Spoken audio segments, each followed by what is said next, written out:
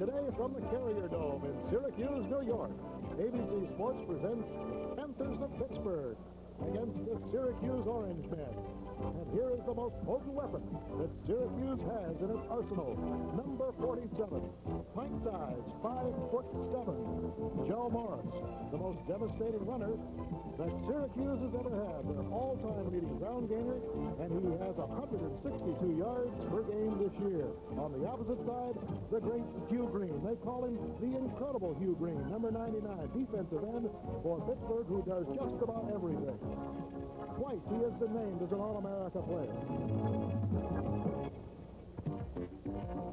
This was the scene 2 years ago. Little Joe Morris, in his freshman year, scored the final touchdown in historic Archbold Stadium as Syracuse upset Navy 20-17. This was the final game in the 71-year-old stadium that had been the home of Syracuse University football. On this very ground would rise the new Carrier Dome. Literally, workmen began the following Monday, but many fans had a prized souvenir of old Archbold. The workmen began tearing it down, and literally, after all the work had begun, it was only 1 year until this magnificent structure was completed. 50,000 seats. And here was a great moment when the inflatable roof was pumped up. The final stages, and here it was last summer, as the Carrier Dome was, in fact, the new sparkling home of the Orange Men. Cost $27 million. Well, today it was a rather nasty morning. Rain, sleet, snow, and a cold wind blew in. But inside the Carrier Dome, a very pleasant 65 degrees and dry for this meeting between the Pitt Panthers, who are 6-1 on the season, ranked 10th in the United Press poll, against Syracuse, 4-3, and playing very respectable games against powerhouses like Ohio State, and later, without the services of Joe Morris, against Penn State. Number 49, Chris Gillaba. This ABC Sports exclusive is brought to you by Lowenbrau. When you want the taste of a truly great beer, there's really only one. Tonight, let it be Lowenbrau. By Chevrolet and your Chevy dealer. With Chevette, Monza, Citation, and the new Monte Carlo. Chevy's up ahead for 1981. And by IBM, helping put information to work for people. Hello, everybody. I'm Bill Fleming, along with Frank Broyles, and welcome to homecoming on the campus of Syracuse University. This would be a win that would be very welcome for the Orange Men. Not since 1972 has Syracuse defeated Pittsburgh. But, Frank, it comes at a very tough year because Pitt's defense is probably the greatest in their history. It certainly is, Bill, and we've got a great matchup because Joe Morris has clearly established himself as one of the best backs in America. He's the driving force behind this football team, and he's got a good chance to have another day just as he had in the early games, rushing for about 160 yards. They need him to have a healthy role, and he's up against the #1 defensive football team in America. These Panthers are big, they're strong, they're experienced, and they're confident, and they will be keying, make no mistake about it, on young Joe Morris. Well, a year ago, Pitt was the host of this game, and it was a tremendous football game. In fact, Pitt was favored by a couple of touchdowns. Syracuse played them awful tough. Frank was there along with Al Michaels, and Frank, you remember it very vividly. There was a play that occurred in that first quarter that turned out to be probably the most significant play of the game. Well, it certainly was. It was from punt formation. It was really a hair-splitting call by the officials, and it had to do with the up back on punt formation. He was lined up neither on the line of scrimmage or in the backfield. You can see the arrow on your screen. He's 1/2 a yard behind the line. Clearly a foul, but as I said, highly technical, Bill. And what happened was simply this. Syracuse punted. It was a great punt. It went all the way down. It was fielded by JoJo Heath, and he barely got out of the end zone. So Pitt would have been buried very close to its own goal line on the 1-foot line. That is not how it turned out, because they called the 5-yard penalty for that man illegally placed. It was the linesman talked it over with the referee. So that was the situation as Al Michaels and Frank Broyles saw it. So let's go back to their call of the game.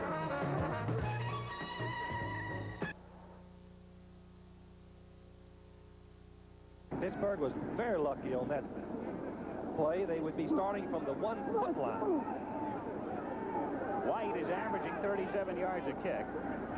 And this time, instead of Heath, it's Terry White who drops back for the Panthers. Another low kick, but again, good distance. White has to back up, drops it, picks it up at the 15, to the 20, to the 30, the 40, into Syracuse territory, and White in a foot race inside the 10. Touchdown, Pittsburgh. Well, as it turned out, it was certainly a significant play because there was the final score. Pitt won it by 7 points, and it could have gone without that play either way. So Pittsburgh won it 28-21. And don't think that the Orange men hadn't been thinking about that. Now, here is Jackie Sherrill, who is standing in the tunnel on the far side, waiting for the Pitt Panthers, who will be dressed in white today, to come on to the field, ranked 10th in the nation in the latest UPI poll. Now, the significance of this game, I think, is twofold. It's significant, certainly, for Syracuse, Frank. And as far as bowl aspirations, Pittsburgh definitely has to have a big, impressive win. No question that Pittsburgh has a lot at stake also. Their goal, beginning of the year, was to compete for the national championship. If they're going to realize this, they have to get an invitation to one of the major bowls, Dallas, New Orleans, or Miami. And the first step in that direction would be to win the day and win very impressively. On the other hand, Syracuse has got, it's important for Syracuse too. They have made, their university has made a commitment to bring the Orange men back to football prominence. This big, great facility is their first indication, and should they be able to upset Pittsburgh, what a boost it would give to their recruiting and to their football program. And listen to the crowd here, 50,000 strong, as both the Syracuse Orange men and the Pitt Panthers come out. There was a little cat and mouse game going on. You saw Jackie Sherrill over there with the Panthers. He wouldn't bring his team on here until Syracuse came out. So here come the Orange men dressed in their dark navy blue jerseys and their pumpkin-like helmets, which seems appropriate on the day after Halloween. So we'll be ready to go with this one, Pitt and Syracuse in the new Carrier Dome, right after this message. Chevy Citation. We said it was a whole new kind of compact car, and... Well, there's the series record, and with all due apologies to the people of Pittsburgh, we didn't mean to leave the S on it. We got it right once, though, Frank. As you can see, it was it's Pittsburgh out in front as far as the overall series is concerned. This rivalry has been going on for a long, long time, and I'll tell you, the rivalry between Syracuse, Pitt, Penn State, and West Virginia, I think one of the great 4 rivalries in the country, Frank. I do too, Bill, and the East has made a commitment, as we said, that Syracuse wants to climb back to the summit that they had in the early 50s, and this could be the game for them. All right, the deep men were Dwight Collins, Brian Thomas, and Artel Hawkins. Here's the boot.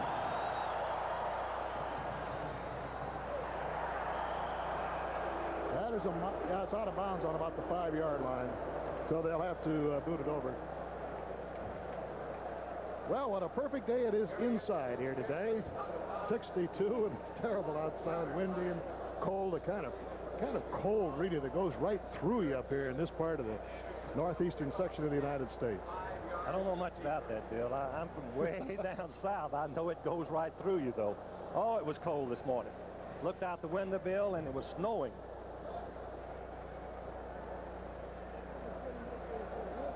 Gary Anderson will do the booting.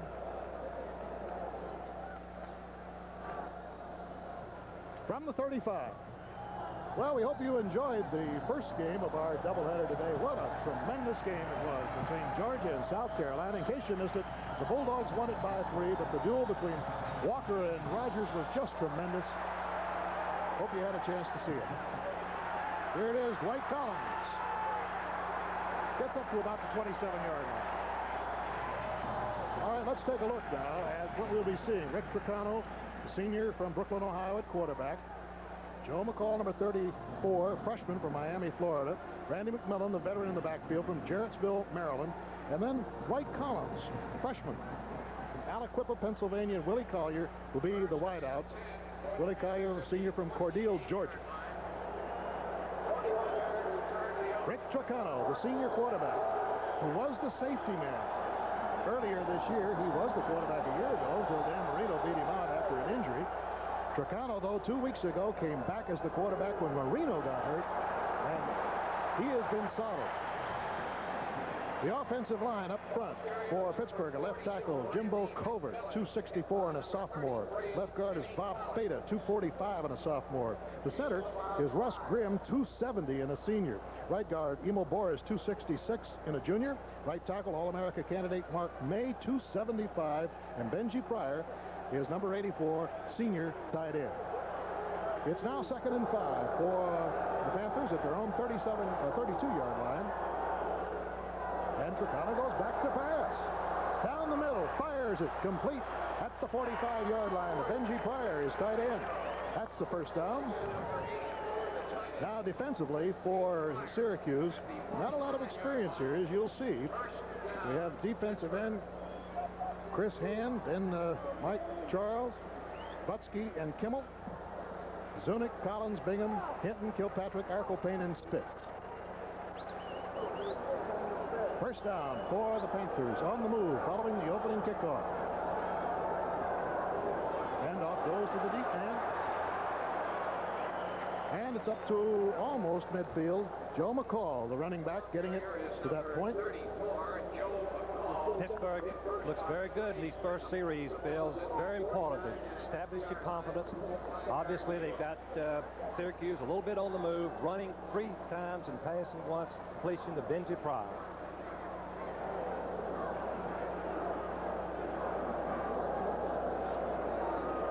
Defensive end is Jamie Kimmel, starting his first game, just a freshman, number 83.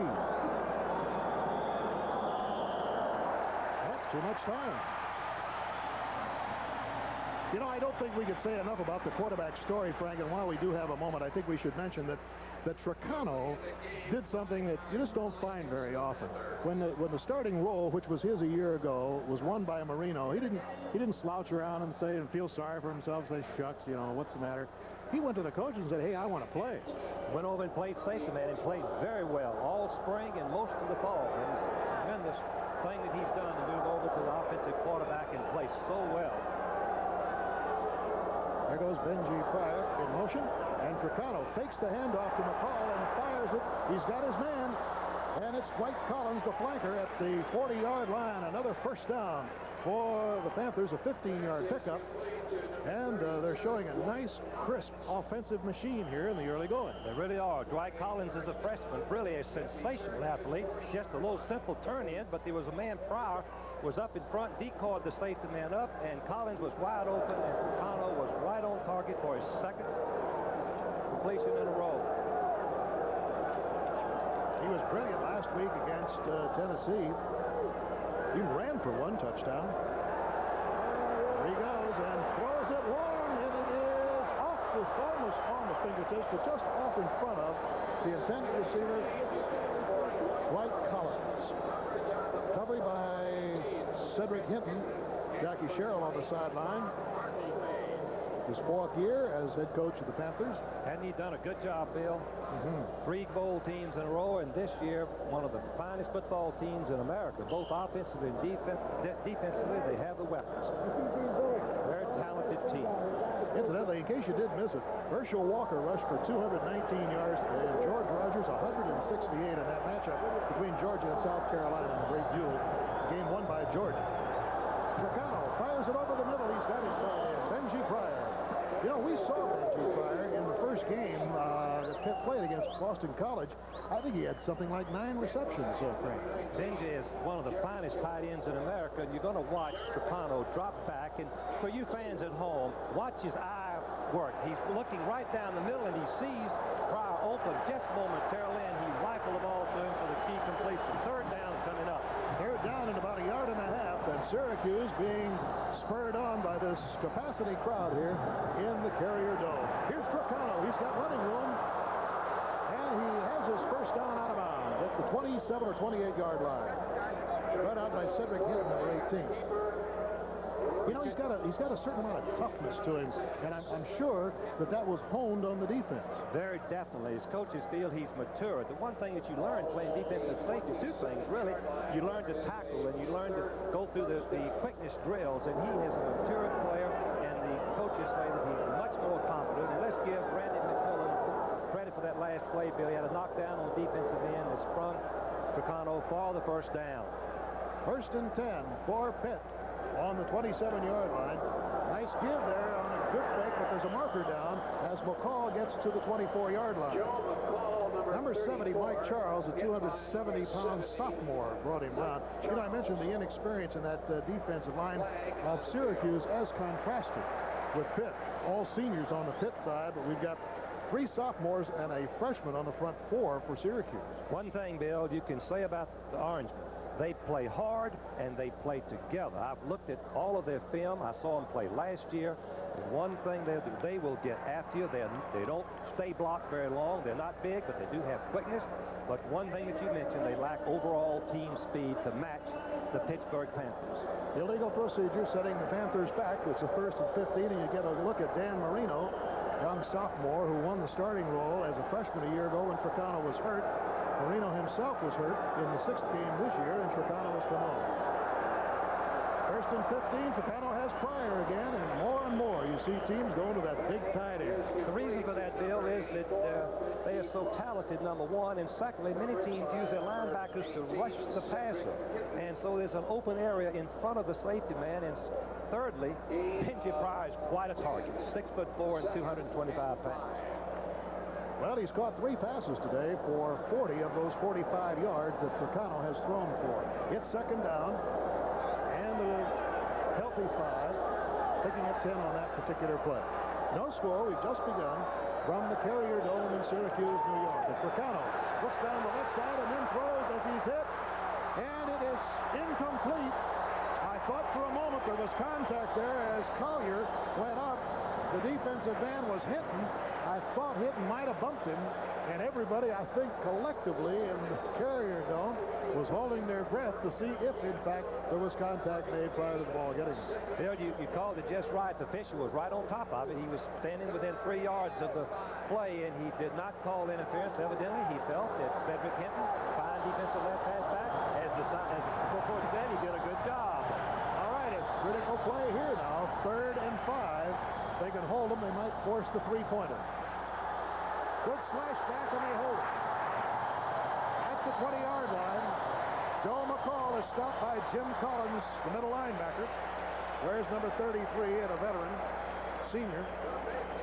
Yes, Jim Collins has been the lead of this defensive unit. He's had 101 tackles so far this year as a middle linebacker. Okay, here is Dave Trout, who is 6 for 10 on field goals. His longest this year is a 41-yarder. This will be 37, and it's on its way, and it is good. So Pittsburgh takes the lead here in the early going by the score of 3-0, but I think that the Syracuse fans are heartened by the defense, forcing Pitt to get only 3. Back in just a moment. You mean you're still changing tires every winter? Honey, where is the other snow tire? I can't find the snow tires. Ah! I found a cat. Yeah, we can put the snow tires on for you, Mr. Hayes. How about a week from Friday? Goodyear Tiempo eliminates winter tire changeover because Tiempo is a rain tire, snow tire, sun tire, one tire that does it all. How about a week from Wednesday, then?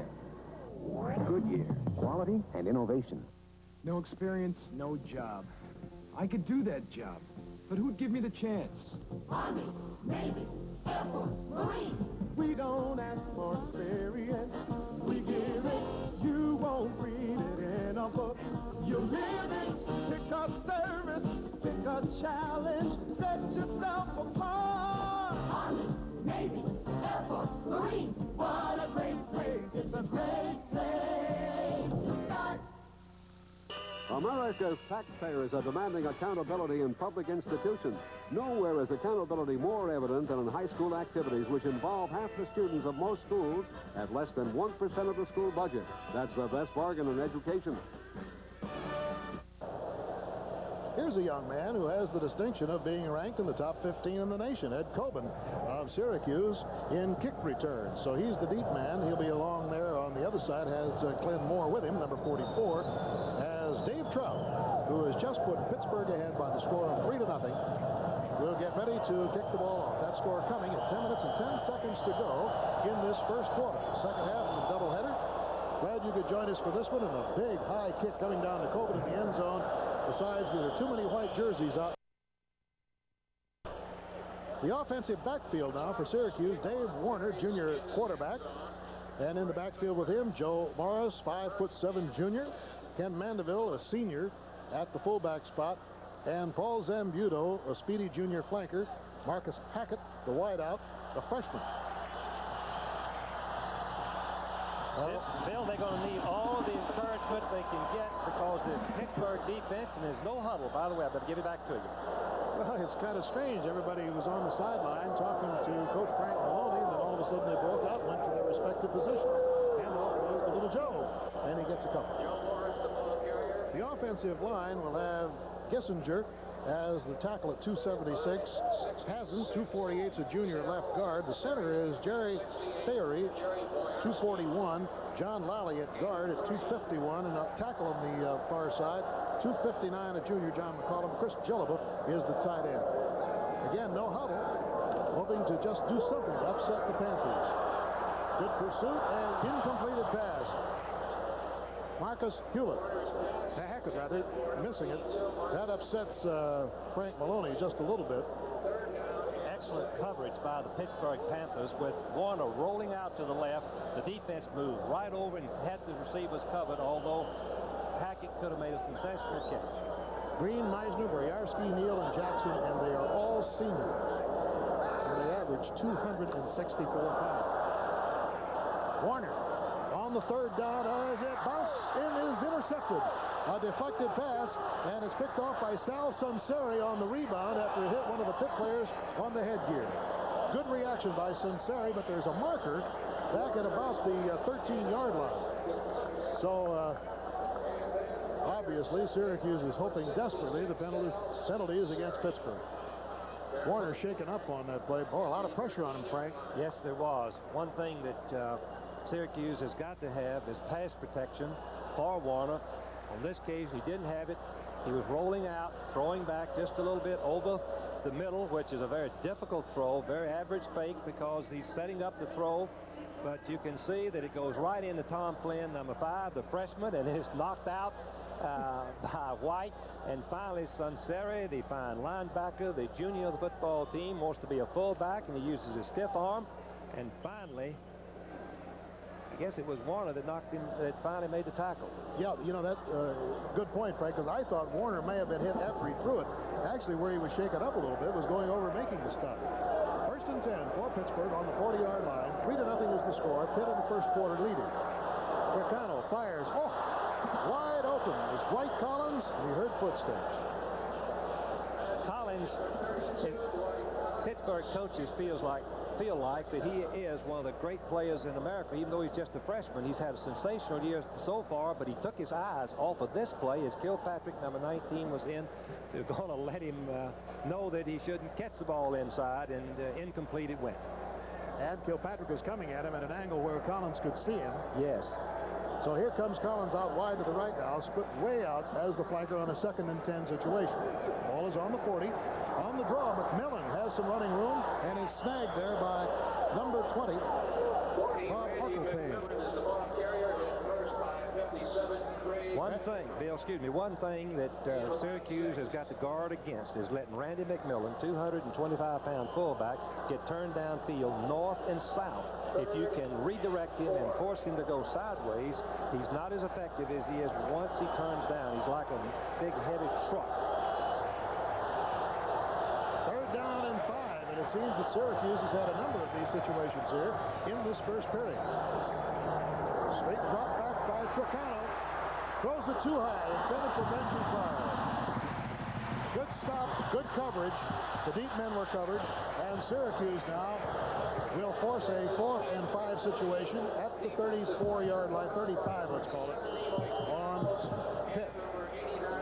Chris Hand, the left defensive end, is the one that put pressure on Tricano and didn't give him a chance to wait till Pryor came open on the cross pattern. Dave Hepler is back, averaging 39 yards a kick. Jim Sweeney, the snapper, has gone in, number 53 for Pitt. Gets it a little low, however. Got some pressure there. He floats one down to the left corner, and it's going to go out of bounds close to the 5-yard line. Great punt by Pitt. 29 yards, but Hepler didn't want the yardage. He wanted the accuracy. That just cheated Syracuse out of 15 extra yards. Yeah, one thing that, as Dave Hepler, one thing that we want to mention is that it's very difficult to verbalize. That is change. And both teams have been working on hand signals because they're afraid that they'll make a mistake and they won't get the work. Again, no huddle. 8 minutes, 29 seconds to go in the first quarter. Pittsburgh leading 3-0. Deep pitch. Not much. Well, I'll tell you, that defense is really tough. Morris is going to have his work cut out for him this afternoon. Bill, one thing that Pittsburgh does, and I'll get it in very quickly, we'll develop it later, is that they treat the opponents, I don't care who it is, their defense treats them with utter contempt. They're going to go after them and try to confuse them and give them losses and busted plays. Second down and 9. And it is up to about the 7 or 8 yard line. Little Joe limping a little bit. He missed 3 games because of a shoulder injury, and during that time the Syracuse attack was very ineffective, so you realize how important he really is to him. Now he's the lone back on a third. Back to pass. Warner spirals it off to the sidelines too far, intended for Zambuto, the flanker, and that'll force a punt by the Orange men. Bill, I should point out that the reason for the no huddle is to try to catch Pittsburgh in the wrong defense. Don't give them time to call all of their various multiplicity of assignments. Force them to play one defense, and maybe Syracuse would have a better chance to make some first downs, but not so far. Jim Goodwill, the punter, number 99, with a 38-yard average, as long as 52. And Bruce Babcock, number 50, has gone in as the expert snapper. Good kick at all, a wobbly one that is taken at the 31-yard line. So a brilliant kick putting Syracuse in a hole is countered with not so brilliant a kick by Syracuse. Back in just a moment. Friday, December 5th at 8 Eastern, your favorite television stars come out fighting in a 2-hour special. It's an all-new Battle of the Network Stars, December 5th on ABC. You know, one thing we should point out, I think, about the Pittsburgh team is that they have been plagued with turnovers. In fact, in their first 7 games, they've had 32. And that's what Syracuse's defense is really gambling on here, as McMillan blasts in there for about 3 yards. In fact, Frank Maloney was commenting on the fact that he said, we've got to have that break. We've got to be able to force that fumble, force that interception, because we can't stay with them. We're not as strong as they are.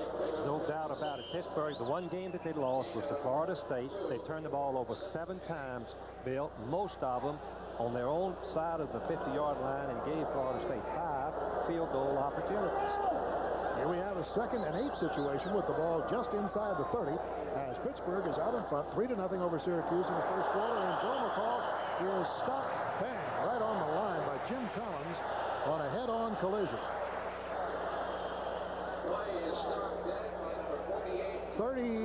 3rd down, rather, and the ball back to the 30.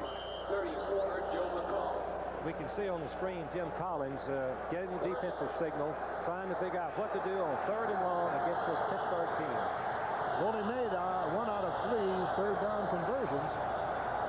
Bacano having a hard time hearing, pulls his 2 backs in there tight. McCall and McMillan fires it. He's got his man. Collier is out of bounds at about the 19-yard line.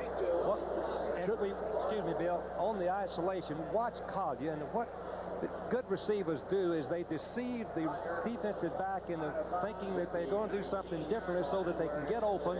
Excellent pattern by Collier. And a first down. So Pitt converts to make it 1st and 10 on the 19-yard line of Syracuse. First quarter, Pittsburgh leading 3-0. For Cal. Straight drop back, looks, fires it, tipped.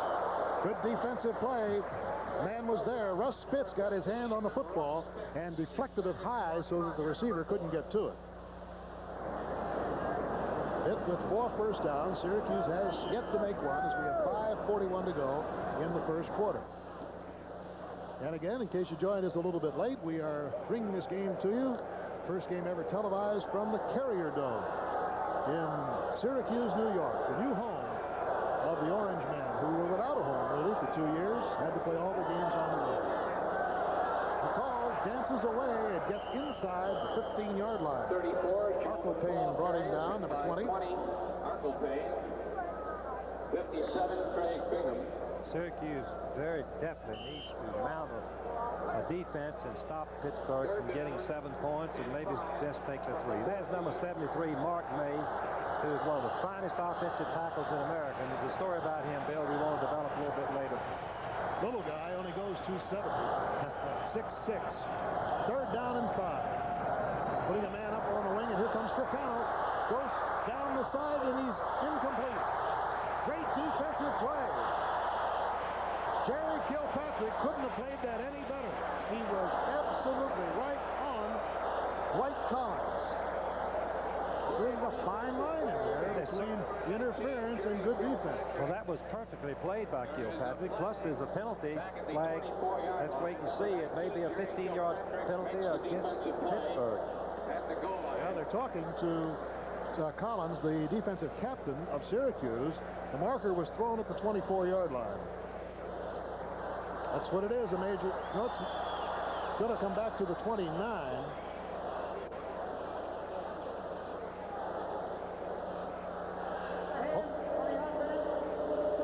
There's that new one that we've been seeing occasionally. Frank, explain it. Well, Bill, the rules makers felt like that the linemen blocking for the passes, the toughest skill to master, they need some help, and so they can use their hands to try to control the offensive lineman, defensive line, as long as they don't grab hold of it. Evidently, he used his hands a little bit illegally, although it wasn't grabbing. Otherwise, it's been a 15-yard penalty. Here goes McCall in the sweep. Takes the cut. Oh, he's got some good moves. He slithers through down to about the 18-yard line as Arco Payne brings him down. I think that going back to that rule, just again, the change in the offensive lineman's rule, I think it's a big help to passing in college football. I think that's another reason. Plus, it takes the head out of the blocking and lets you use your hands a little bit more. Here's the 4th down situation as Dave Trout will try for his 2nd field goal. I think that's that's good. It just did go over the left upright. So Pittsburgh has made 2 field goals here in the first quarter. However, Syracuse goal line is still protected from a touchdown. Back in just a moment. In New York, this is Dave Dials with special bonus coverage at Norman, Oklahoma. J.C. Watts of the Sooners has just gone 6 yards for a touchdown in the 3rd period. Oklahoma leading North Carolina 21-7. 10:55 left in the 3rd. Well, you know, there were only 6 undefeated, untied teams in Division 1A going into today's game. Today's games, I should say, and North Carolina was one of those. And North Carolina, as you saw, is being defeated by Oklahoma in the 3rd quarter. All right, here is Dave Trout, who has just kicked a 34-yard field goal for the Panthers. Sails one deep to Coben. Hasn't been able to run one yet. And it is 1st and 10 from the 20. And I think we ought to say something here, Frank, about the significance of this no huddle. I mean, what psychologically can that do? Well, it serves the purpose of forcing the defense to limit what they can do. If a team uses a no huddle, they don't have time to call all the various different alignments that they could use, and therefore it gives Syracuse a little bit better chance of knowing what to expect from the Pittsburgh defense. And now, just as we explain it, they go to a huddle. Well, it was successful. I think I'd drop it too.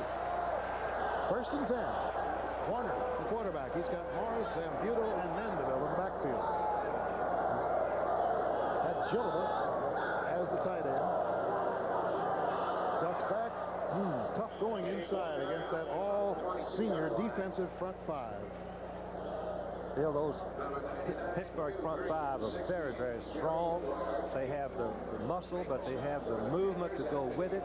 They build the anchor points for the Hugh Green and Jackson and those linebackers to just roam at will, and that's the reason they lead the nation. Yeah, in case you joined us a little bit late, we did mention the fact that it allowed only 58 yards per game on the ground and not a single touchdown all year long by running. is impressive. Here's Warner. Oh, he ducks back over. That's a good block. Gets to the 30-yard line, and I believe a first down. It's very close. Nice reaction as Ricky Jackson brought him down. And Warner gives the Orange Man a first down and reason to cheer. Listen to these fans. They want to yell. Very definitely. They want something to happen because Syracuse has not made a first down. And their first 2 possessions, they need to get something moving. And little Warner, who has taken it upon himself when receivers are covered, to scramble for the first down. That was number 79, John McCollum, who laid that block there that enabled the first down to be gained. Without it, he would have been short.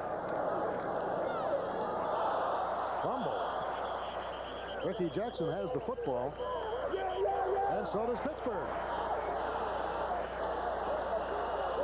So Pittsburgh now gets the ball as Mandeville's hand came off the ball at the 32-yard line. So here is Pitt playing flawless ball, and Syracuse, which had been hoping for some mistakes on the opposite side, makes a bad one right here. Very definitely. One thing you want to do on your end of the field is to hold the ball properly, protect it so that someone cannot strip it out and give your opposing team another offensive opportunity to score. Did you see whether the ball hit the ground, Frank? No, yes, it did hit the ground bounce. Yes. Thought for a moment there that Ricky may have not realized, had it not, of course, hit the ground, he could have run it. And McMillan gets inside the 30. Pittsburgh out in front. We have exactly 3 minutes to go in this first quarter, and the Panthers have had really the better field position of the 2 teams and converted into 2 3-point plays. Ricky Jackson there.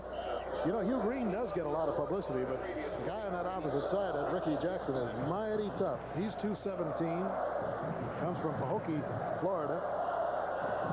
Bill, he leads the team in tackles because the other opposing team designed their offenses to run away from Mr. Hugh Green, the 2-time All-American. Second down and 7. Tricano, the quarterback, on a quick pitch to McMillan. Look at his acceleration. Arkelpane bangs him out of bounds at the 18-yard line, but it'll be a first down. Randy McMillan has good size. He's about 225. A lot of experience. Comes from Jarrettsville, Maryland. Excellent blocking by Benji Pryor and May and Boers, the right side of the offensive line. And they just moved them back and gave McMillan, and here we have an injury. That's Arkelpane, the fellow that knocked him out of bounds. He took a pretty good shot, too, because McMillan is a little bit like a runaway tank when he gets going. On the sweep play, the tight end has the key block. He must keep the defensive end. You see number 84, Benji Pryor, driving back, keeping his feet, what we call finishing the block. We have a saying in coaching that if you keep your base, you stay off your face, and that's what you have to do in coaching and playing that position tight end on that particular block. Arkelpane's okay. He gets up. He's been in a lot of defensive stops here in this first quarter. You know, the defensive unit of Syracuse has been on the field a lot, and that could have a telling effect later on in the game. One thing you don't want to do is play the football game on your end of the field, and that's what's happened to poor Syracuse. They cannot make the first down. They've had poor kicking. They've turned over the ball by fumble and interception, giving Pittsburgh too many easy opportunities. First and 10 for the Panthers, and McMillan prances over one man and gets it inside the 15 before he is driven back by about 4 of Syracuse's best. On an off-tackle play, the tight end Pryor will be blocking number 48, Zunick, the stand-up linebacker. And Zunick is not as big as Pryor, but he does do what we ask the defensive end to do. Use his hands to protect and then disconnect and react to the ball. And little Mike Zunick makes the play along with some help from Charles inside, number 70. John Brown is the flanker out wide to the left, but they give the ball to McCall inside, and he gets his nose right on the 10-yard line. Close to the 10-yard line. Number 48, Zunick, in on the stop again. He ran for a touchdown, you know, against Penn State with an interception. Right on the 11-yard line. I think that Blackridge, the Penn State quarterback, threw the ball out in the flat, and Zunick caught it and just stepped in 11 yards for the touchdown. One thing we should mention is that with Tricano at quarterback, they have a threat running the football at that position, and as you get close to the goal line, that's something that they like to use. Jackie Sherrill making a few notes here now as we have a 3rd down and 2. Tricano to Joe McCall. Close to a first down at about the 8-yard line. The ball carrier is 34, Joe McCall. I just couldn't say enough, Frank, about that first game we saw on ABC today, about the running of Walker and the running of Rogers. Oftentimes, when you have a matchup like that and it's built up by everybody, saying watch Walker, watch Rogers, it doesn't come off so well, maybe for one or the other or neither.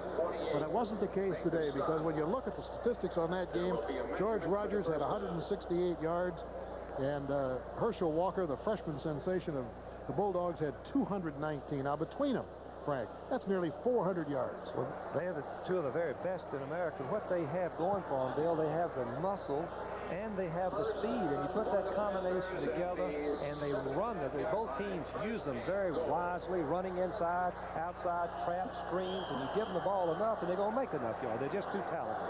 Incidentally, Georgia won that game, in case you missed it, 13-10. It was a thriller. First and goal to go. The ball is on the 8-yard line. They go to the power I formation. Giving the ball to McCall. Good stop defensively. Nice penetration. First man through there was number 89. That's 89 is Chris Hand. Bill, one thing we want to watch is the intensity of the play on the goal line. You people at home watch the blocking, and well, it goes a little bit out of our picture, but 89, Chris Hand was not touched. He came from the backside and wrestled McCall to the ground for a very short game. Second down and 6, second and goal. Situation here is for Syracuse to build a new line of scrimmage in the backfield if they possibly can of Pittsburgh. Only have 4 or 5 seconds now in this first quarter, and Tricano wants to talk things over with Jackie Sherrill. Let's quickly take a look at how the top 10 are doing today. Alabama and Mississippi State deadlocked in the second quarter. Top-ranked Alabama, UCLA in the first quarter, zip against Arizona. Third-ranked Notre Dame poured it on Navy today, 33-0. We'll be showing that game a little bit later against Alabama and Notre Dame in 2 weeks. And Georgia defeated South Carolina in that thriller from Athens today. Oklahoma now has gone up 21-7 against North Carolina. I think we saw that a little bit earlier on the update. Nebraska 28-13 at halftime over a tough Missouri team. Nebraska number 8 in the nation. So strategy has been set with a 2nd and 6, a second and goal situation. Pittsburgh out in front by the score of 6-0 with 5 ticks on the clock in the first quarter. From the Carrier Dome in Syracuse, New York. A comfortable 62 degrees inside, and I might say no wind. I was going to say the same thing. Normally you think with a timeout they were trying to keep the wind for one more play, but not in this beautiful, beautiful facility. What a tribute it is to the Syracuse University and the friends and supporters that they have in this area. And that it's all paid for. That is the key that every athletic director knows. $27 million completely paid for before the Orange Men moved in for their first game. 2nd and 6, the ball on the 6 of Syracuse. Pitt threatening, leading 6-0 in the first quarter.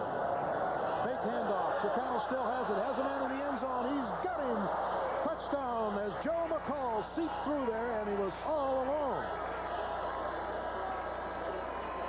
Joe McCall out of the backfield was right in the corner. It was a bootleg play, and I think Tricano expected to run the ball over, but the defense played the run part of it perfectly, but they forgot about McCall, who had slipped out of the backfield and came across in behind unknowingly to any of the Syracuse defenders. Watch how wide open he is. Bill, I could have thrown that one. But it's great execution.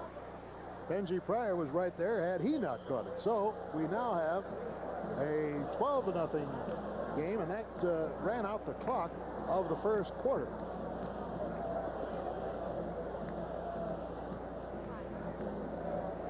Jackie Sherrill is unhappy with Tricano for calling a timeout. I think that we should make note of that Pittsburgh has used the shoestring play a couple of times. You remember they used it early in the game, early in the season against Boston College. That's the swinging gate where they fake the extra point and run for 2 instead. All right, while we have this timeout, let's once again join Dave Dials in New York. Dials live camera coverage from Norman, Oklahoma. 28-7, Oklahoma leading 6th-ranked North Carolina. 5:51 to play in the 3rd period. Oklahoma touchdown, J.C. Watts, a 1-yard run. Oklahoma 28-7, leading 6th-ranked North Carolina. Well, it looks like the Sooners now have really taken a commanding lead over North Carolina, previously undefeated and untied, one of 6 in the nation. So we boil it down each week, it seems, Frank. We've got Alabama and Baylor and Georgia still undefeated, and then Notre Dame still undefeated, North Carolina going down, and then UCLA is the other one. So it looks like it's going to be 5 and maybe more. Bill, we have an all-reaching parity, I think, in college football. And I think it's a healthy sign that teams around the country are evening out to where we can have good ball games most every Saturday. Gonna go for 2. Capano spots his men, but it is overthrown. So Dwight Collins, number 32, running parallel to the line, had 2 men on him, and the score remains 12-0. Doesn't make Jackie Sherrill very happy, but we have come to the end of the first quarter. That's the score. Royals getting ready to begin the second quarter here in Syracuse, New York. Dave Trout teeing it up.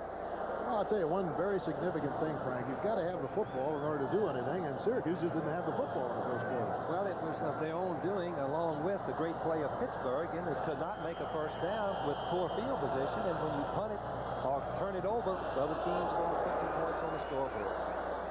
Coban in the end zone for the 3rd time cannot run it back. Good look at Joe McCall, who scored the only touchdown in today's game. Joe seeping back behind the secondary into the end zone and grabbing it. Joe McCall is a very talented freshman from Miami, Florida. Yes, that's right, a freshman.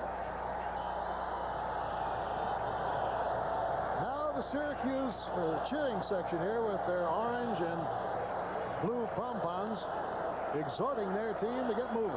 1st and 10 on the 20. They're trailing 12-0 in the second period.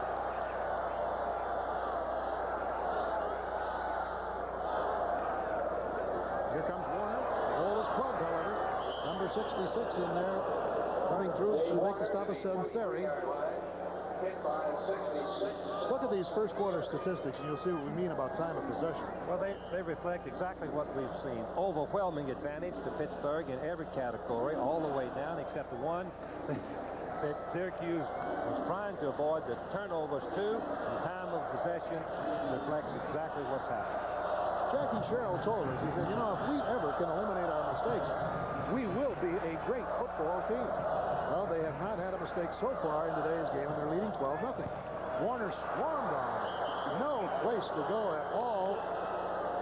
Oh, that is tough. Meisner, number 86, that defensive left tackle at 250 pounds, was through there like a cat.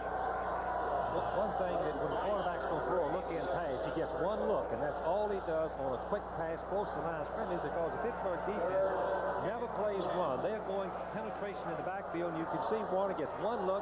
Borowski, number 68, slows him up. Meisner joins him for the tackle. Warner has time this time, releases it outside of Mandeville. Mandeville only gets a couple of yards before he is hit by Sunseri, and number 87 is Ricky Jackson. Field position for Syracuse has been just terrible. To beat Pittsburgh, you've got to get the ball down to their end of the field and hope they'll make a mistake. You're not going to move 80 yards against the #1 defensive team in America very often. Maybe once a ball game at the very most if you're very good. Good punt this time. The previous one was only 23 yards, but it is taken there by the deep man, Julius Dawkins. Dawkins somehow worms his way out of it and gets the ball up to about the 35-yard line. I see a marker down on the far side of the field. Don't know whether that is a penalty marker or whether it was just to mark the ball. This is only the second possession where Pittsburgh has started. It is a clip. With the ball, except when they were found deep in Syracuse territory. Goodwill's 146 yards. ABC's NFL Monday Night Football live at 9 o'clock Eastern Time. What a matchup, the Bears and the Browns. I tell you, that Brian Sipe was really something against the Steelers in that thrilling upset of the Steelers last week. And the Browns will be facing Walter Payton and the Chicago Bears. It'll be interesting to see how spectacular Sipe will be against the Bear defense. Cleveland's right on the heels of 3 straight victories, Bill, and they lead their division for the first time in 10 years. So you can see expect the people in Cleveland to be all fired up. Chicago zips it. Oh, what a the pass was complete. There is a flag. Benji Pryor was on the receiving end of it.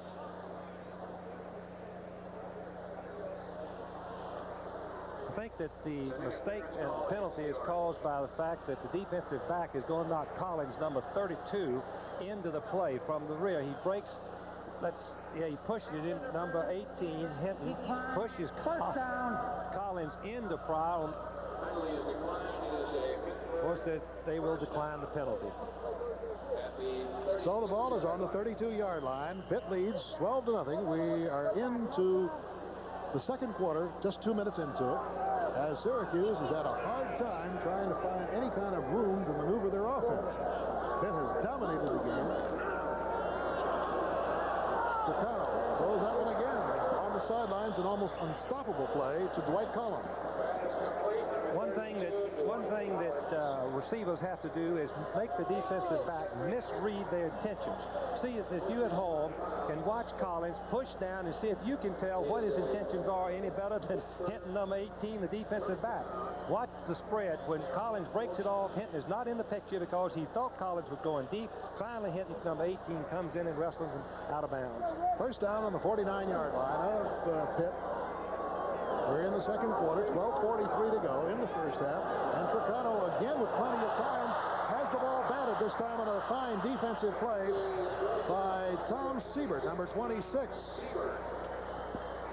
Bill, that was a sensational play. Siebert is a defensive linebacker, and had he not gotten his hand about 7 feet in the air, it looked like it would have been a completion to Pryor and probably a touchdown. That was a great play. Second down and 10. The ball at the 49-yard line. Pittsburgh is out in front and has possession of the football. Syracuse hoping they can force Pitt into making a mistake. They haven't been able to do it so far. Little floater over to McMillan. He has it at the 45 and drills it down to the 40. And Herb Butsky brings him down. Tell you one thing I really like about Tricano. He can float the ball, he can zap it in there, and he can throw long. And he knows what to do with the blitz coming, because on this particular occasion, you see 33 blitzing up the middle, and he just lays the ball out to the back, who is the safety valve, the outlet, secondary receiver, avoiding the loss, and then McMillan knows what to do with it when he gets it under his arm. Big play. On the 39-yard line, Pittsburgh is in Syracuse territory. 12 minutes and 13 seconds to go in the first half. On the draw. Here goes McMillan, and look at the hole. He may go. He goes to the outside, and he's got a touchdown. Randy McMillan from Jarrettsville, Maryland, has scored for the Panthers on a brilliant piece of running.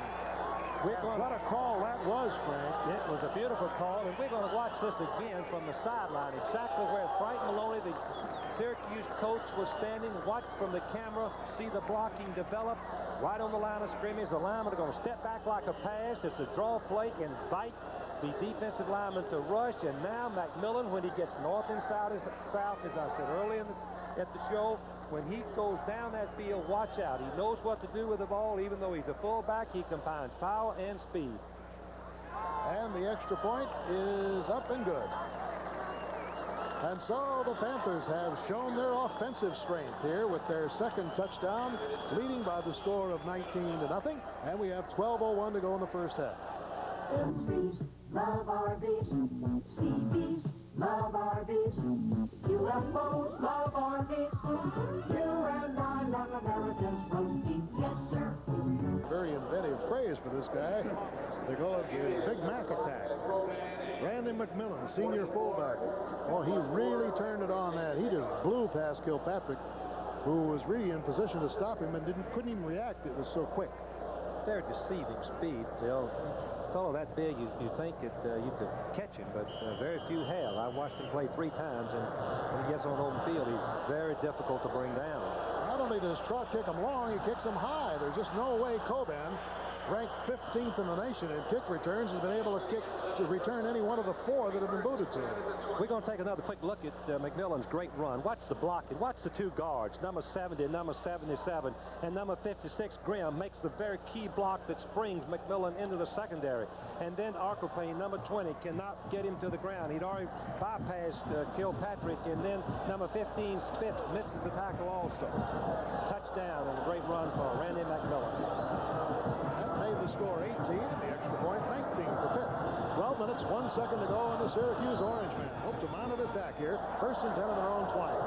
Oh, devastating tackle before the ball carrier could even start to move as Meisner, Boyarsky, Neal are all in there.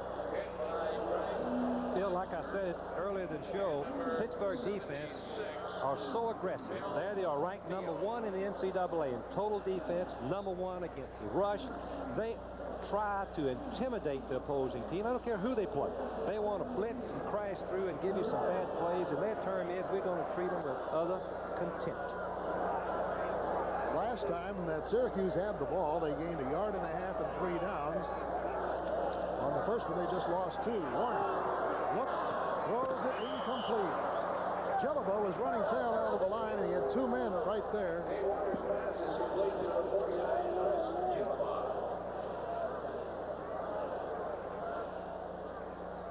Third down and 12. Another critical situation for Syracuse. They cannot get out of the long yardage situation to where they have to throw the ball, and Pittsburgh is tough to complete a pass against when they know what the score is. Other scores that you'll be interested in, we'll keep bringing them to you today. On a third down, there's Scotty's man in the first down. Marcus Hackett, wide out. Freshman from Montclair, New Jersey, making the reception. One thing on a pass like that, you have to have good blocking, and give credit to the Syracuse offensive line. As we look at it from behind the defense, you'll see that Warner's going to throw back against the grain. Hackett, number 82, is just a freshman. Very talented young man, as you can see the concentration as he leaps to pull down the completion. At the 37-yard line. Throws it outside to Joe Morris, and Joe skitters along the sidelines and is out of bounds. About 1.5 yards short of a first down near the 45-yard line. Ricky Jackson forcing him out. One thing that we will see on this particular play is that Warner's going to roll out. He's looking downfield. He wants to go downfield, but when the receivers are covered, he reacts perfectly, lays the ball off to his secondary receiver. Morris, a very fine runner, and Joe absolutely knows what to do. He runs down the field for a near first down. Second down for Syracuse, trailing Pittsburgh 19-0 here in the first half with 10:59 to go. Just scrambling that offensive formation to confuse the defense. Vanderbilt hits up the cross guard and gets about 1 yard as Meisner, number 86, brings him down. Again, let me just go across that defensive 5. Hugh Green's 222, but then you go 250, 275, 255. Those 3 middle men. And Bill, what I've already said this, they do have the manpower, but the one thing that they have that most teams don't have movement with it. That is the key to being a good defensive football team, the combination of the two. Here's a 3rd and 1 situation as Jellibo crosses over, and Mandeville is ahead of Morris in the backfield. Give it to Morris. He spins and I believe did not get his nose up to the 47-yard line. Bill, that was perfectly played by the Pittsburgh defense. Short yardage defenses, you're taught to penetrate with the line, and then the linebackers come across. Let's watch Hugh Green, number 99, as we look at the fine play again of the defense. Hugh Green is going to recognize the play. One thing he does is protect himself, read the play, and then react, and you see why he's a 2-time All-American and a chance for the 3rd year in a row. Jim Goodwill is back to punt. Tom Flynn is back as a single safety man for the Panthers. It's a 4th and 1, and it's a good high spiral kick. It drives Flynn deep, very close to the 5-yard line. Good field position now as far as Syracuse is concerned defensively, because they've got the Panthers back there. So there was a case where a good boot has really been a very good weapon for the Orangemen, and they've needed a few. That's exactly right. There's Joe Morris, who is one of the very fine runners in America. He's averaged 162 yards a game so far, having missed 3 ball games because of an injury. 9 minutes, 21 seconds to go in the second period.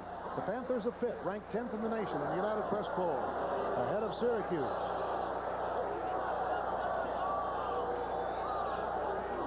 First down on the 10. Trocano fires the bomb on the first down. Too far. And there's going to be interference call. didn't have to do that. The ball was overthrown. But Cedric Hinton was right on the back of Benji Pryor. It's unusual to see the tight end go on that long bomb situation. It very definitely is. You'll see Kilpatrick, he actually bumps right into Pryor, and I think that there was no intent to impede, and I'm very much think that it could have been ruled either way, Bill. That was a very close call. If you're running side by side, the rule's very clear, and there's no intent to impede the receiver. It's not pass interference. Very close call. Big break for the Panthers. 48-yard gain and a first down at the 42-yard line of Syracuse. Pitt out in front, 19-0 in the second period. We have 9:14 to play before halftime. Nice defensive play. Bingham gets Artel Hawkins just about a yard short of the line of scrimmage. One thing that I know that you've already noticed, the previous possession by Pittsburgh, they went right down the field passing, ran the draw play for the touchdown. They had the ball on their own 10-yard line, leading by 19-0. They came right back and threw the bomb, got an interference call, and they're threatening again. It's a swashbuckling kind of team. They'll gamble, they'll do anything, and they're very unpredictable. That's why they endure as an offense. No predictability, keep the defense off balance. That's the name of the game. Nice fake by Tricano from midfield. Fires that little floater over there to Dwayne DiBartola. Jerry Kilpatrick brought him down. There was a marker down back at the 42-yard line. We may have had a motion here. It was thrown by the linesman, I believe. Stops the clock, 8:24 to go in the first half, and Pitt's out in front, 19-0. Bill, his penalty is lineman downfield on the pass. It was a bootleg, and the official, you could see him drop the flag as he watched right down the line and saw the Pittsburgh lineman cross the line of scrimmage. The rule says very clearly an offensive lineman on a pass thrown down the line of scrimmage, beyond the line of scrimmage, cannot go beyond 1 yard.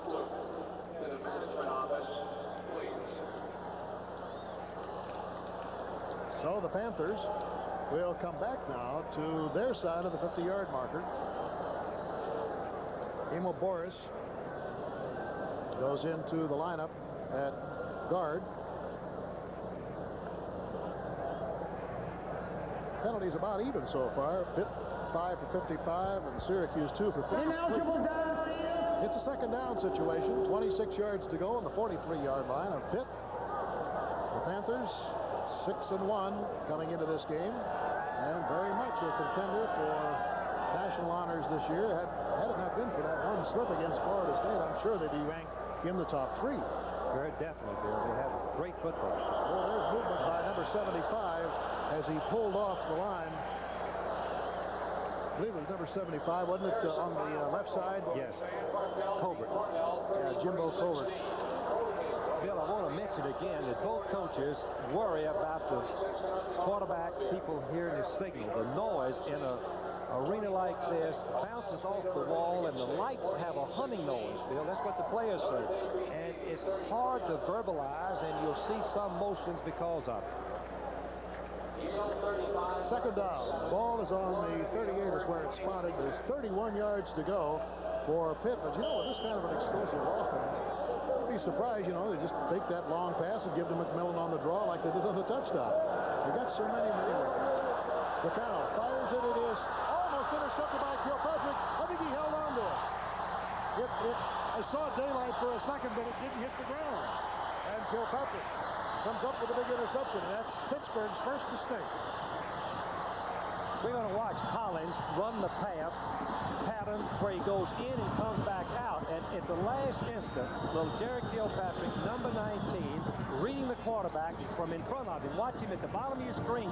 He sees the quarterback Toronto throw, and look at his ball reaction coming right in front. He juggles it momentarily, but he holds on to it for the interception. Great play. And here's Warner getting heat. Down he goes at the 42, short of the line of scrimmage. Boryarski, number 68, fired through there. There's Kilpatrick with a little high mom. Well, I'll tell you this, if Syracuse could get down and punch one in, Frank, to make it 19-7, the momentum certainly has got to go to them.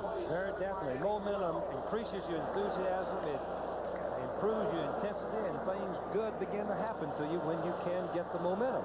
So it's 2nd and 12 as Gilleva crosses over to the right side now. And off, Bull Morris is hit hard by Boryarski. Good, solid shoulder tackle by the senior 275-pound middle guard from Scott, PA. Pittsburgh out in front, 19-0. We have 7 minutes and 13 seconds to go in the first half. Incidentally, Dick Clark, great star of American Bandstand, a graduate of Syracuse University, is going to be honored here at halftime.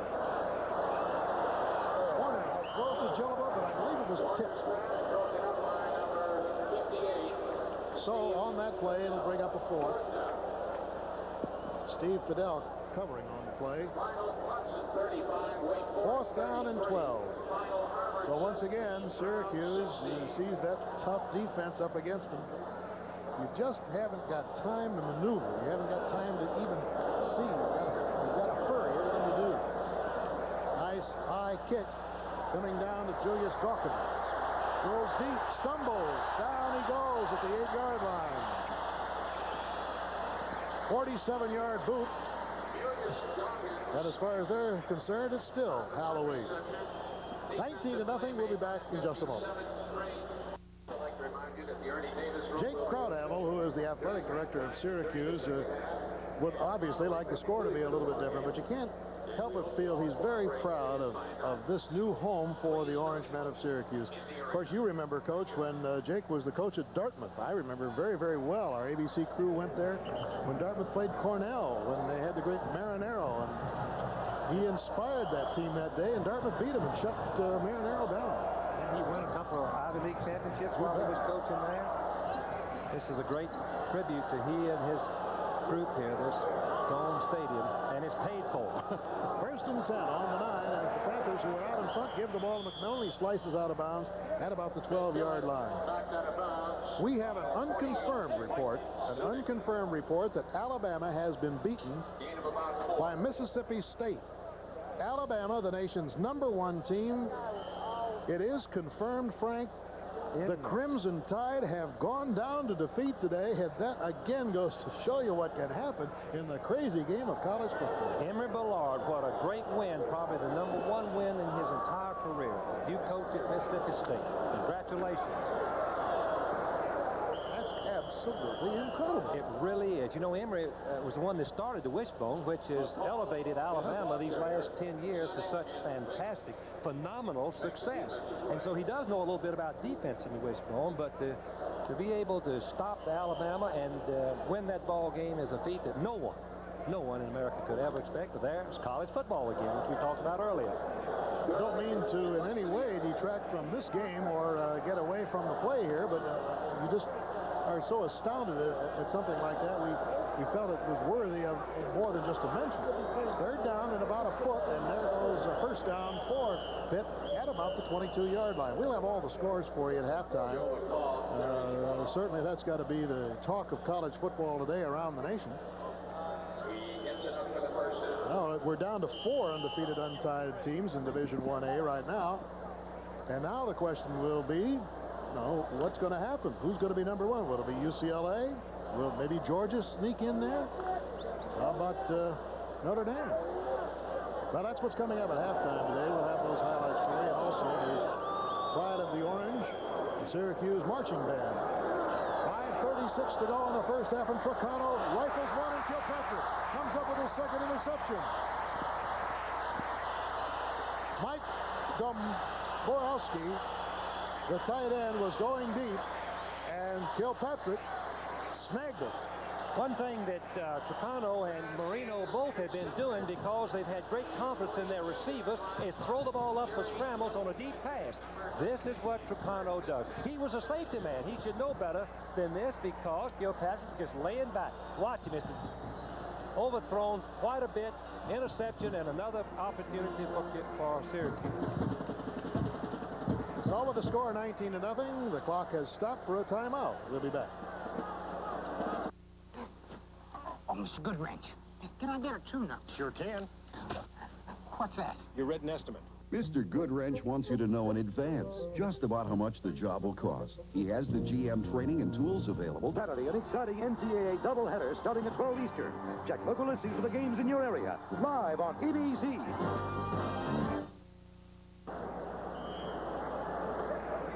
Well, Jerry Kilpatrick has stolen a couple of Pitt footballs today and has given the Orange men new life. 1st and 10 at their own 41-yard line. They're trailing the Panthers 19-0 in the first half. We have 5.5 minutes to go. And here's Joe Morris, who's been throttled so far and only gets about a yard before Hugh Green wraps those big arms around him. Can you imagine what it's like in Jackson, Mississippi right now? No, I can't, but let's watch Hugh Green, the All-American. 3 things a defensive man does. He controls the blocker, and look at Hugh Green use his hands, keep his feet free. Then once he recognizes where the ball carrier's coming, he reacts right to him and puts a headgear on the numbers. A great play.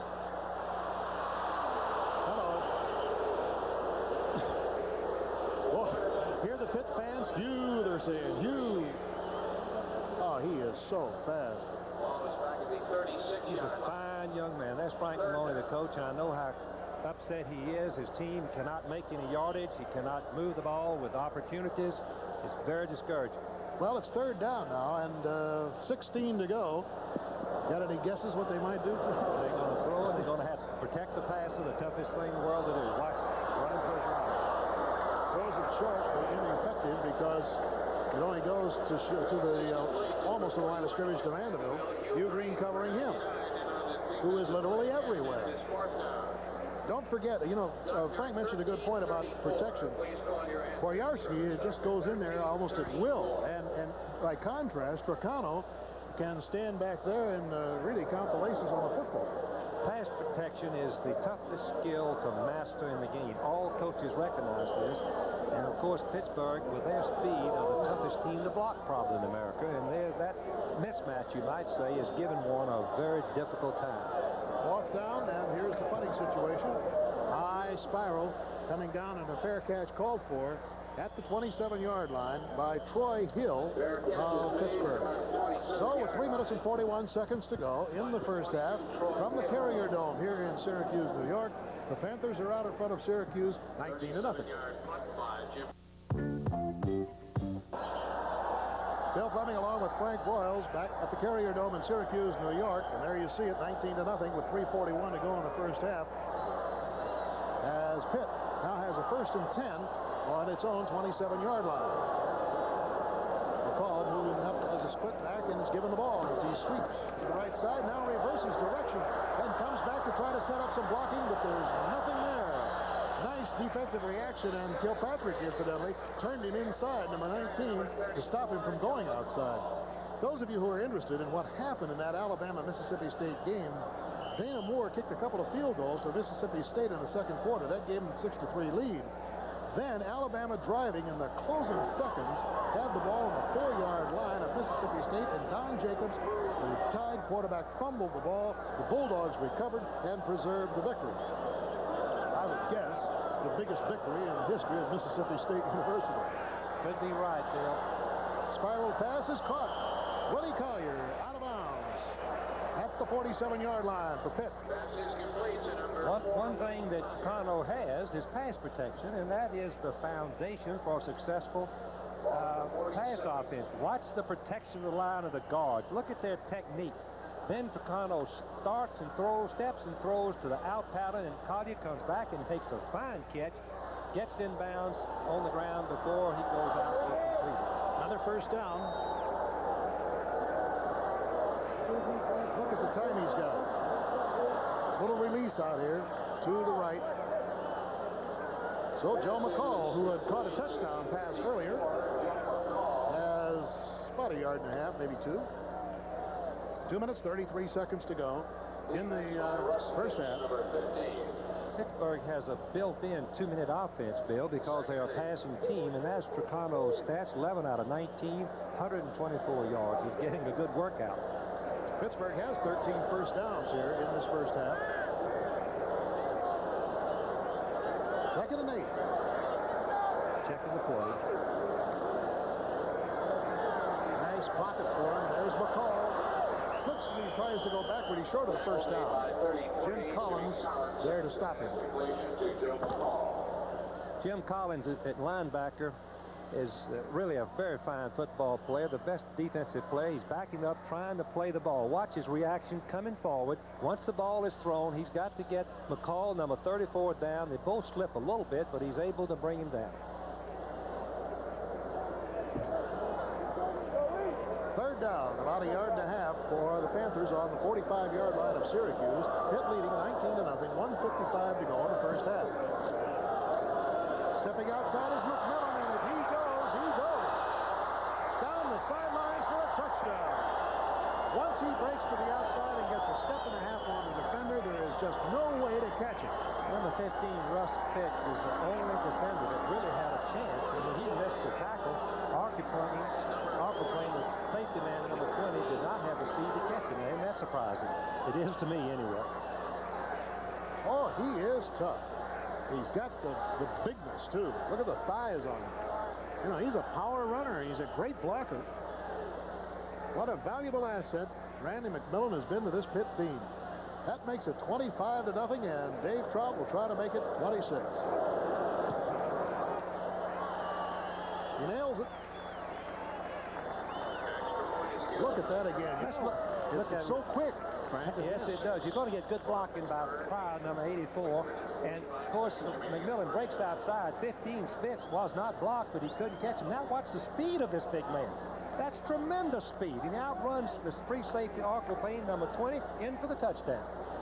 72-yard drive in 5 plays, and it only took 1 minute and 56 seconds to score for the Panthers, who now have a rather commanding 26-0 lead. And McMillan himself has 119 yards today, and that comes, incidentally, on 9 carries. Now, applying fundamental Give me my math. calculator. That's what it'll take to add up what he's averaging, Bill. Well, it's certainly almost 11, almost 12 yards. More than a first down. More than that. Syracuse University basketball season right around the corner. 13.2, according to Ricky Bernstein. Thank you. 1:45 to go in the first half, and the Panthers have a very impressive showing going for them here. Stalwart defense, inventive offense, and they played over 2 mistakes without allowing a score on either of them. And Bill, at the top of the show, we talked about Pittsburgh wanting to get in the major bowl. One thing has already happened. Alabama lost, and North Carolina, another undefeated team, is losing. Pittsburgh is looking very good. There's Bull Scouts here, so they have a chance. There's a marker down at the 35-yard line on that kickoff, and it may very well be that Pitt was offside on the kick. Excuse me, Frank. Yeah. Well, I'm just saying that Pittsburgh, the goal of this football team, their senior, veteran, seasoned squad, they wanted to be in a major bowl, have a chance at the national championship, and this win today, plus Alabama's loss, maybe North Carolina, have a chance. ABC News halftime report will bring you the latest developments on the situation in Iran. And then tomorrow, in a special edition of Issues and Answers, Peter Jennings will talk via satellite to Iran's Foreign Minister Gopsadeh at 11:30 Eastern Time, followed by an interview with the U.S. Secretary of State Edmund Muskie at 12 noon Eastern Time. Special edition of Issues and Answers over most of these ABC stations.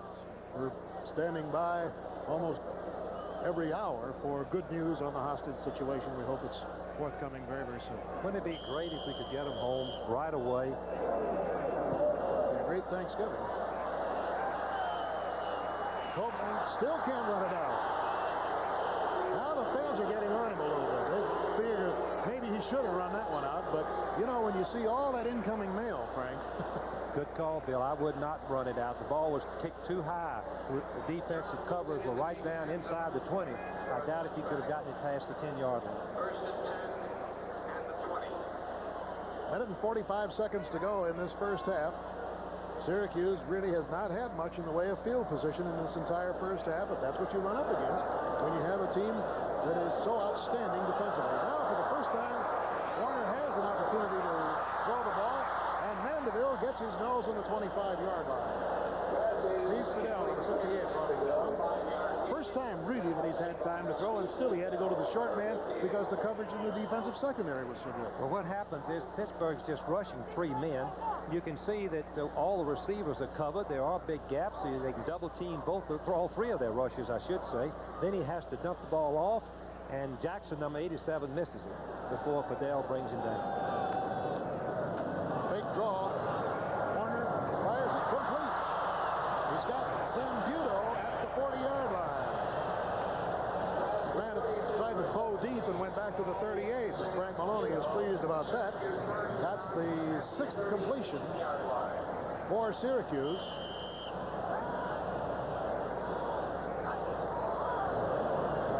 Less than a minute to play in the half.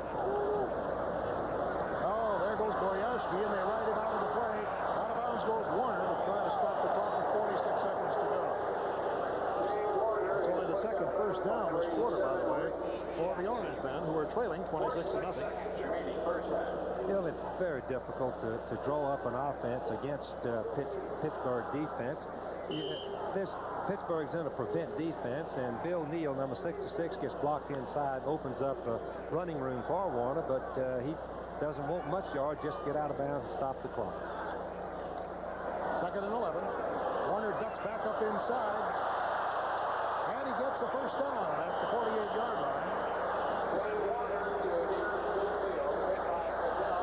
Syracuse fighting desperately to get on the scoreboard. 30 seconds to go in the first half, and the Orange men call timeout.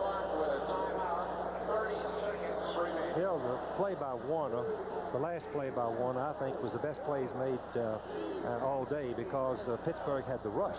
They had the blitz, and he recognized it, and he saw just enough opening inside that he broke through for the first down. Very fine play on his part. Frank Maloney talking to him. Frank's in his 7th year here at Syracuse University. I remember him very well. He was an outstanding guard at Michigan under Bump Elliott in the early 60s. He had planned to go to law school, actually, and was in his first year at Northwestern University as a lawyer, intended to be a lawyer. I don't know, something happened. He just decided he had to get back into football. He went back to Mount Carmel High School, where he'd been a prep star in Chicago, and all he did was just set all kinds of records at Mount Carmel as a coach.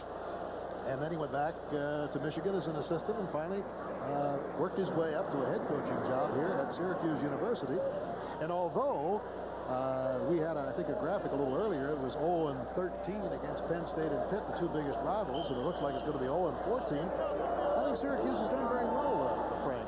They, being 2 years without a home field and all of that, and he's got some great freshmen, I'll tell you that. Met a few of them yesterday. Very definitely. It's difficult to play on the road every Saturday. Warner just couldn't find him in. Look at that cover. Wow. And there's going to be a marker down against Pitt. Somebody put an extra in there. Stops the clock, 23 seconds to go. In this first half, Pittsburgh out in front, 26-0. We'll be running down all of the scores as we have them here at halftime. But again, let me remind you that Alabama went down to defeat today. Mississippi State's Bulldogs whipped them 6-3. Personal foul.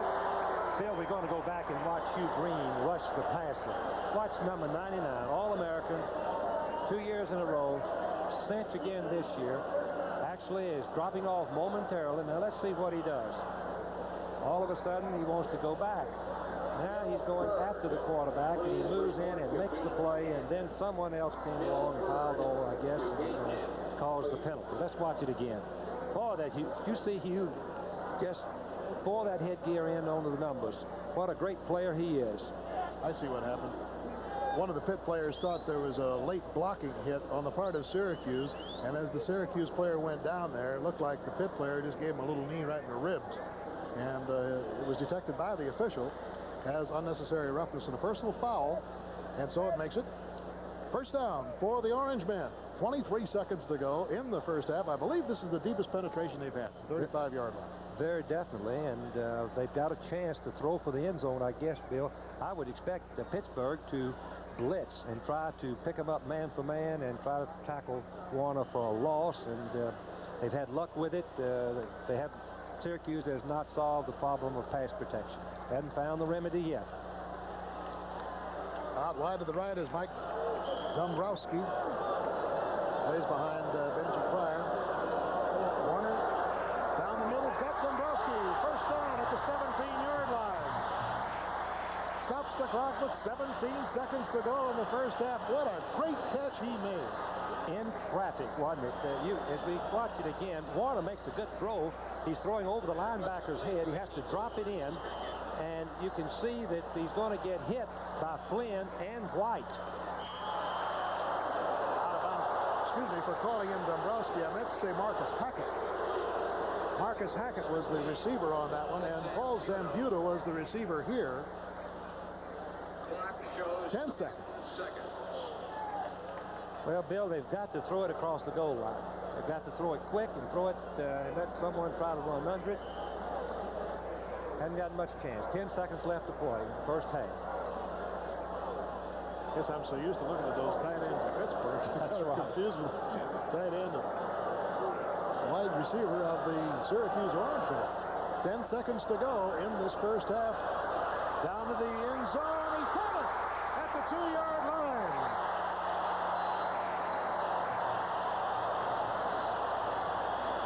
Frank Marone, number 86, miraculously held on to the football. It was, Bill, a sensational catch. We'll be on the sideline as we look at it again, and Maroney is able to concentrate and pull the pass in. It's an excellent throw by Warner. Throwback to the far sideline. Look at the ball. Good tight barrel. Maroney jumps up, holds it, falls on the 2-yard line. A very clear legal completion. Now, let me point out to you that Pittsburgh has not allowed a touchdown on the ground this year in 7 games. But now the ball is on the 1-yard line. With 3 seconds to go, what do you do? Given this set of circumstances, I will throw it.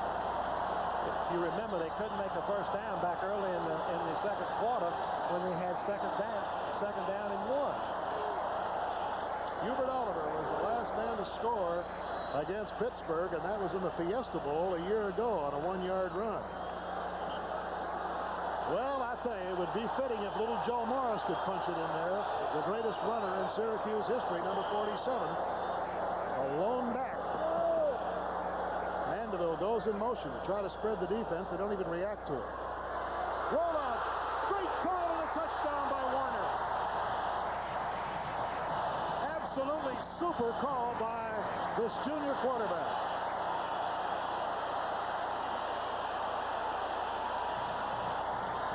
The Dome has gone mad. Maloney says go for 2. Why not? I think you should. Well, it just goes to show you, Frank, all logic was to go to that pass, and yet Warner crossed him up. I thought it was really, he had the trailing back, and just spun in there and took it himself. It was a gutty call because they put the man in motion, had 3 receivers to the left, no one to block ahead of the ball carrier to the right, but Warner very wisely ducked right inside for the touchdown. So it is 26-6. Zambuta in motion. Warner looks. Everybody jumps up in front of him. Better get rid of it. He is going to be close. No, he's short.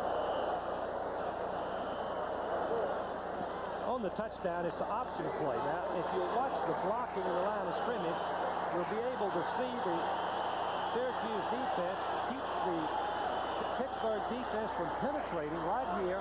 Then he has enough room to duck inside before. Couldn't see who it was. 99 against Green. Watch, Green is trying to take the pitch and the quarterback. Little penetration by Meisner. 86.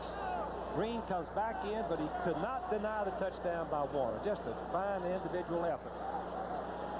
So it is 26-6, and you heard the roar that the Orange men got. We'll be back with today's halftime activities right after this word from our local station. Sunday at 7. His fullback spot. Watch the right guard pull his trap, and Vanderbilt takes the ball, and he had actually they pried open just a little hole. No one knew that he had the ball, but the safety man Flynn made the tackle, and he was the last person to prevent a touchdown. First and 10, and Warner goes for the air again. Sparrows run off the 12.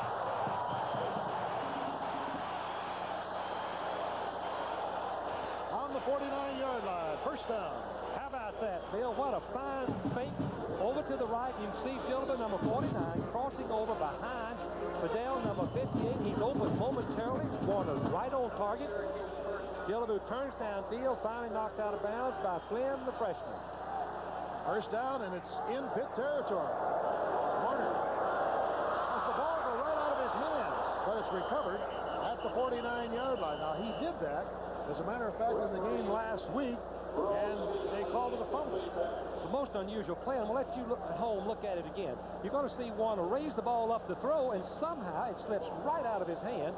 The ball goes back behind him and then goes forward. And the rule is, if the ball is not forward, it's a fumble, even though it slips out. But I guess the official rule that it did eventually come forward, and therefore was an incomplete pass. Isn't that strange that it happened 2 weeks in a row? It really is. You must have a very small hand, and it doesn't have the big hand that you need to have a good firm grip on the ball. Second and 10. The ball is at the 49 of Pitt. Nice draw as blasting through there is Joe Morris to about the 45. Here's Sal Sunseri, the weak linebacker, a junior. Then we got Steve Fidel, who's back after a couple of weeks out with a virus. Carlton Williamson is a senior at strong safety. Then Terry White, a senior, as a cornerback. Lynn Thomas, also a senior.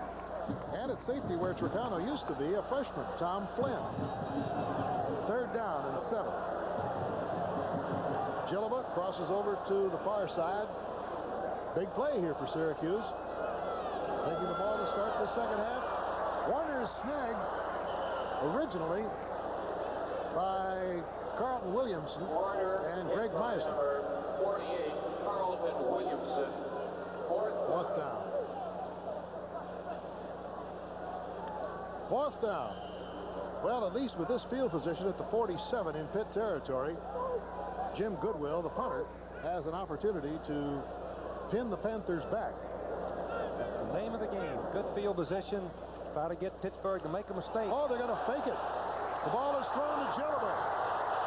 And he is going to be close to a first down. It's fumbled forward. And it is covered at the 35-yard line. There's a marker down. A penalty marker at the 44. So this could be somewhat complicated. Well, I believe that Pittsburgh recovered it. I think it's a clipping penalty on Syracuse, and therefore the ball will go over to Pittsburgh at this spot. They'll refuse the penalty. As Gillaba was falling, he was short of the first down, but he fumbled the ball forward. And Pittsburgh recovered it at the 35-yard line, and the penalty was, in fact, against the Orange men of Syracuse. So they'll go back on defense now. And the Pitt Panthers, number 29 there, who I think recovered that ball, was Dan Short.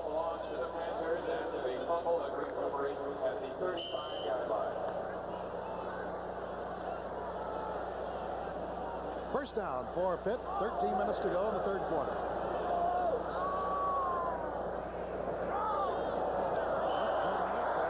Benji Pryor on the left side, pulling the defensive player off.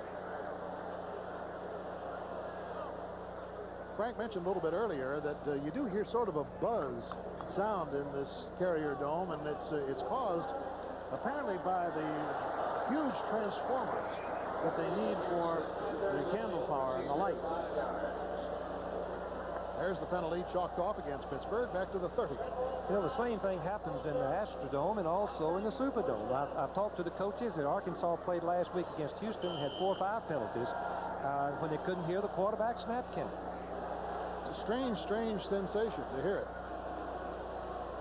26-6 is the score. Pitt out in front, third quarter. The Panthers have the ball. McCall is stopped. Good defensive move. He only got about 3 yards by Craig Bingham, outside linebacker. You know, McCall did not start, as a matter of fact. I don't think he even played against Boston College, Frank, in the game that we covered earlier. But he came on strong, didn't he, as a freshman? You have to bring a freshman, even though he's very talented, along very slowly so he doesn't get discouraged and make mistakes. And Pittsburgh's playing for the national championship. That's what their goal was. So they wanted to break him in and not rush it. Second down and 12. And back to pass is Tricano, getting some heat. Down he goes at the 31 as Jamie Kimmel comes in to knock him down. Jamie Kimmel starting his first game as a freshman at defensive end. Now we've got a good look at the defenders. Hand on the opposite side of Kimmel. Mike Charles and Herb Butsky. Butsky goes 220, one of the lightest men on the defense, and Jamie Kimmel, who just made the stop. Tom Siebert in place of Zunick was a starter today. Jim Collins, perhaps the best defensive player, middle linebacker. 3rd and 15, and Tricano in the pocket. Throws one. It is almost intercepted. Boy, coming close was Cedric Hinton.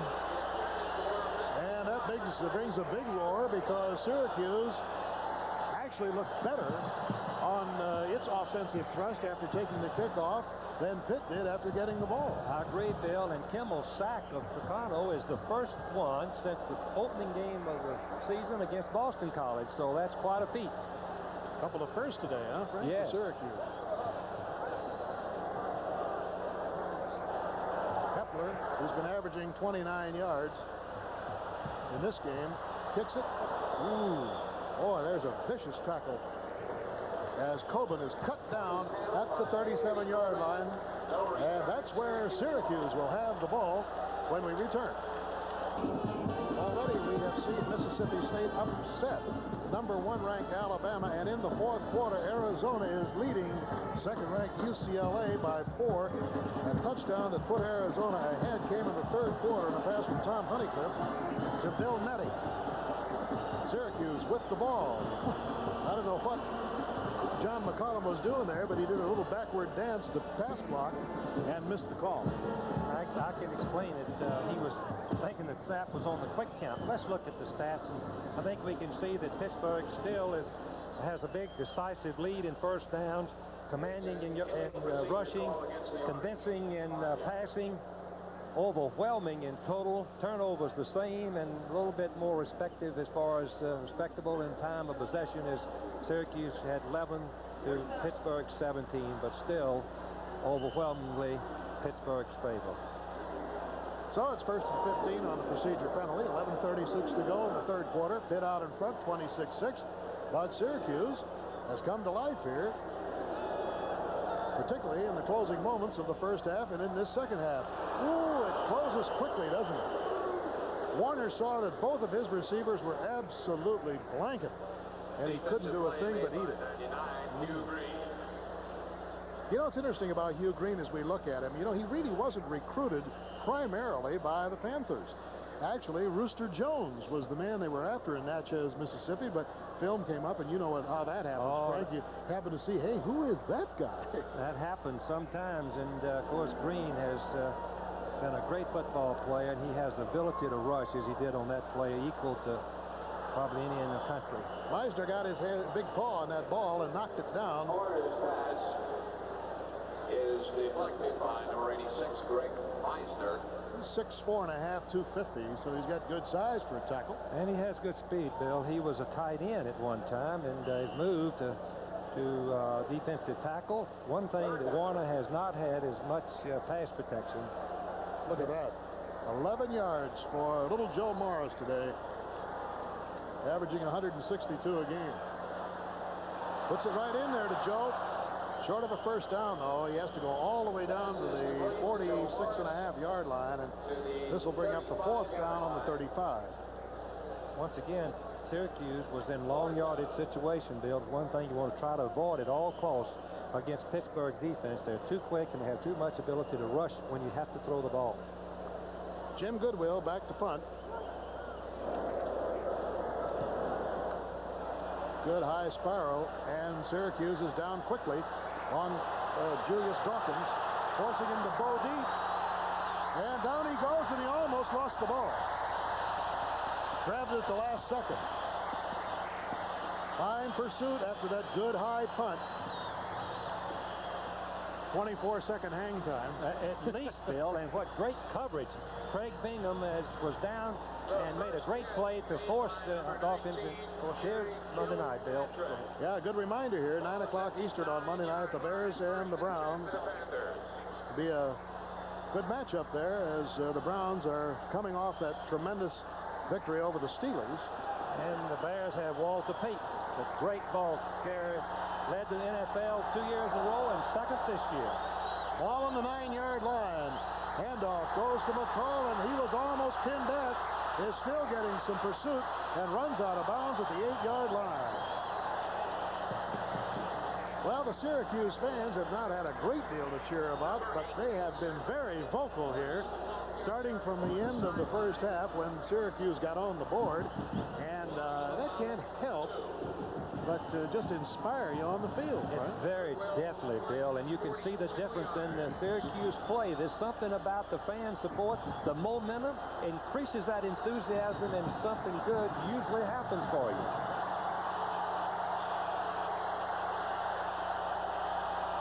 Second and 12. Tricano bowing deep to the end zone, looks downfield, ducks his head and goes out to about the 12-yard line. Perhaps Syracuse feels, after hearing that Alabama, the #1 team of the nation, was upset today by Mississippi State, said, shucks, anything can happen. After all, that's David and Goliath in there today, and we can do it. One thing that Lou Holtz of Arkansas was telling me, Bill, that college football today is a life and death struggle every week. And, of course, that's fine for the fans, exciting, but it's tough on us old coaches, I tell you. Third down, and the big sign says, hold them, the big electric scoreboard sign.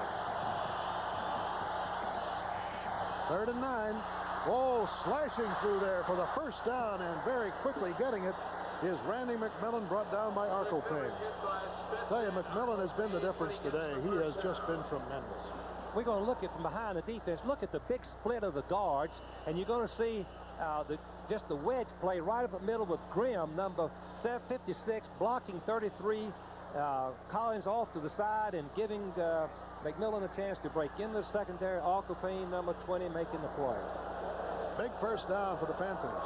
8:59 to go in the third quarter, and Pitt is out in front, 26-6 on the fake draw. Tricano fires it to Benji Pryor.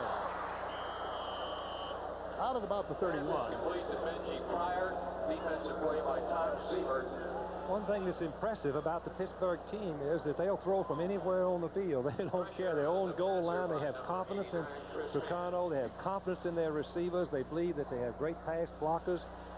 Gives the quarterback plenty of time, and so they use their weapons, and I think they're to be commended for it, Bill. 8 minutes, 25 seconds to go. Third quarter. Pitt out in front with the ball now. And the score, 26-6. It's second down and about 3 at the 31-yard line in Pitt territory. Not much doubt about this one as they throw the screen to McMillan. Don't let him get loose very far. He's gone, as we've seen twice today. Siebert decks him at the 35. Incidentally, we're going to have the highlights of that Mississippi State-Alabama game on College Football 80. So check your listings for that game over most of these ABC stations. First and 10 for the Panthers at the 30. Screen was a good call on that circumstance. Tricano did a good job of setting it up, and McMillan, he's tough, as you said, Bill, and gets an open field. Tricano's already thrown 23 times today. And here's number 24, and it's right through the arms of Benji Pryor. Covering was Craig Bingham. And that means it's a second down situation and 10 at the 35-yard line of Pittsburgh. There's Tricano's stats for the first 2.5 quarters. 14 completions, 24 attempts for a youngster who was playing safety man 2 weeks ago, and then literally in the middle of the game switched over and played offensive quarterback. And Pittsburgh is 6-1 on the season. Syracuse 4-3. Good hard stop on Wayne DiBartola by Craig Bingham, number 57. Coaches have a warm place in their heart for Craig Bingham, Bill. He's an aggressive youngster. He can run a 4.600. He's not very big, just 200 pounds, but he has an attitude of that non-stop, all-out, intense effort. That was a good indication of it as he tackled DiBartolo. Third down and 11. Crossing pattern, and it is incomplete. Good defensive play by Cedric Hinton on Dwight Collins, and it brings up a 4th down. Let's look at just the end of the play. as Hinton, very talented defensive cornerback, is right on top of Collins. It would have required a perfect throw and an outstanding catch, but it was really a fine defensive play by Cedric Hinton, number 18.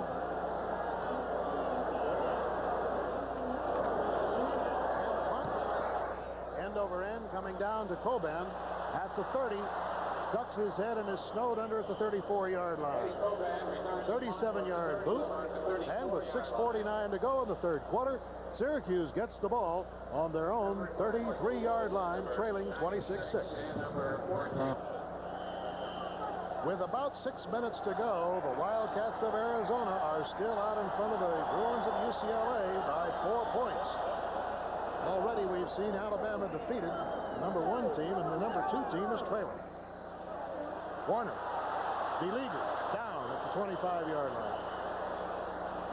Now let's take a check on some of the other scores as Duke defeated Georgia Tech today, 17-12. Clemson in a close one over Wake Forest, 35-33. Virginia Tech in the fourth quarter over West Virginia's Mountaineers, and Michigan overwhelmed Indiana 35-0 at Bloomington. 52-31. Well, the Wildcats had quite an offensive punch there today, didn't they? Here's a second down, an 18 situation. On the draw, Joe Morris tries to go outside. Look who's after him, Hugh Green, but he doesn't get a chance as he's sliced from underneath by Terry White, number 23. Tripped up by number 23, Terry White. Minnesota in a close one over Illinois, 21-18. Big win for the Gophers, and Iowa bounces back, 22-13 over Wisconsin. Kansas over Kansas State, a great rivalry there. Look at this, Texas Tech, a 3-3 team on the season against Texas, a 5-1 team, and they're out in front 24-20. Indeed, the weekend of upsets of 1980.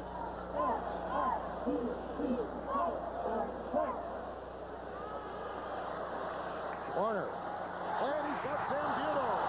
Zambuto tries to get it across to the other side. He couldn't quite pick up the momentum, but he's got a first down, and he's also in pit territory. Brought down by number 23, Terry White. And Ricky Jackson another stop also. Give Dave Warner credit for throwing a sensational pass, and Zambuto for holding on to it right in heavy traffic, running to the left, which is close to do. Tough to do, and you can see Zambuto is going to run for the first down. White and Ricky Jackson in on the play. First down, and going nowhere is fullback Ken Mandeville, as Hugh Green is there with his calling card. Now a quick check on other scores. SMU out in front of Texas A&M, another one of our regional games here on ABC. Oh, look at this. San Jose State out over Baylor, 23-22 in the fourth quarter as Baylor gets away from Southwest Conference play. But not a good situation in Colorado. There is another big surprise, Frank, over Iowa State. Chuck Fairbanks needs to win one, doesn't he, Bill? 2nd and 10, and Warner is trapped. Down he goes as Boryarski, 275-pound senior middle guard, drops it. And every time we put scores up, we seem to be thoroughly surprised today.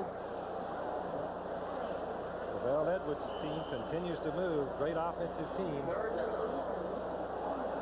Third down situation, and 15 to go as Syracuse has been punched back there. As Stanford out in front of Oregon State, 33-6. That's a halftime, as you can see. And Oregon over Washington State, another ABC regional game to the West Coast. Rush is on. Down he goes, and Hugh Green, number 99. Got it. Notch another one on his gun. Once again, long yardage. I keep harping on this, but somehow Syracuse has got to avoid long yardage because the two ends, Jackson and Green, just lay their ears back, and here they come, and no one can protect for them. They're too quick, too strong.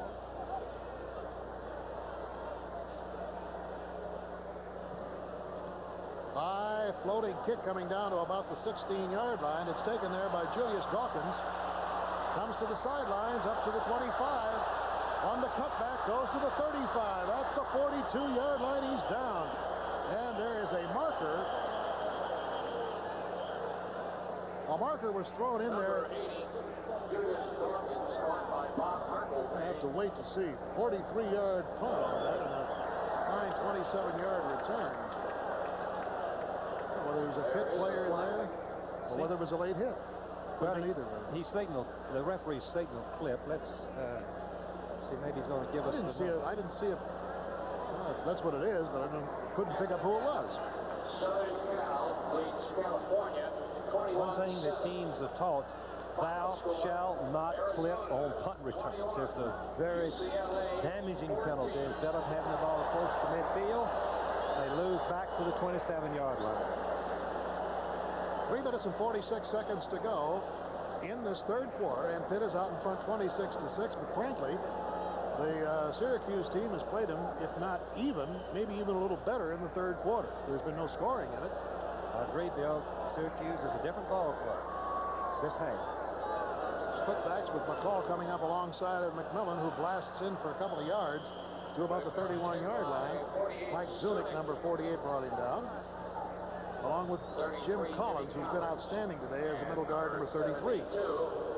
One thing that's going to be interesting is, will Jackie Sherrill, the coach of Pittsburgh, change his strategy? Bill, he's been throwing practically every down from anywhere on the field. Maybe he's going to try to settle down and run the ball a little bit. He told me this before the ball game he's going to run more today, but he hasn't followed those earlier game plans. McMillan's been outstanding as a runner today, 136 yards and 11 carries. About a 12-yard average, and there's a mistake, got covered by the Panthers. Is covered by number 40, Randy McMillan.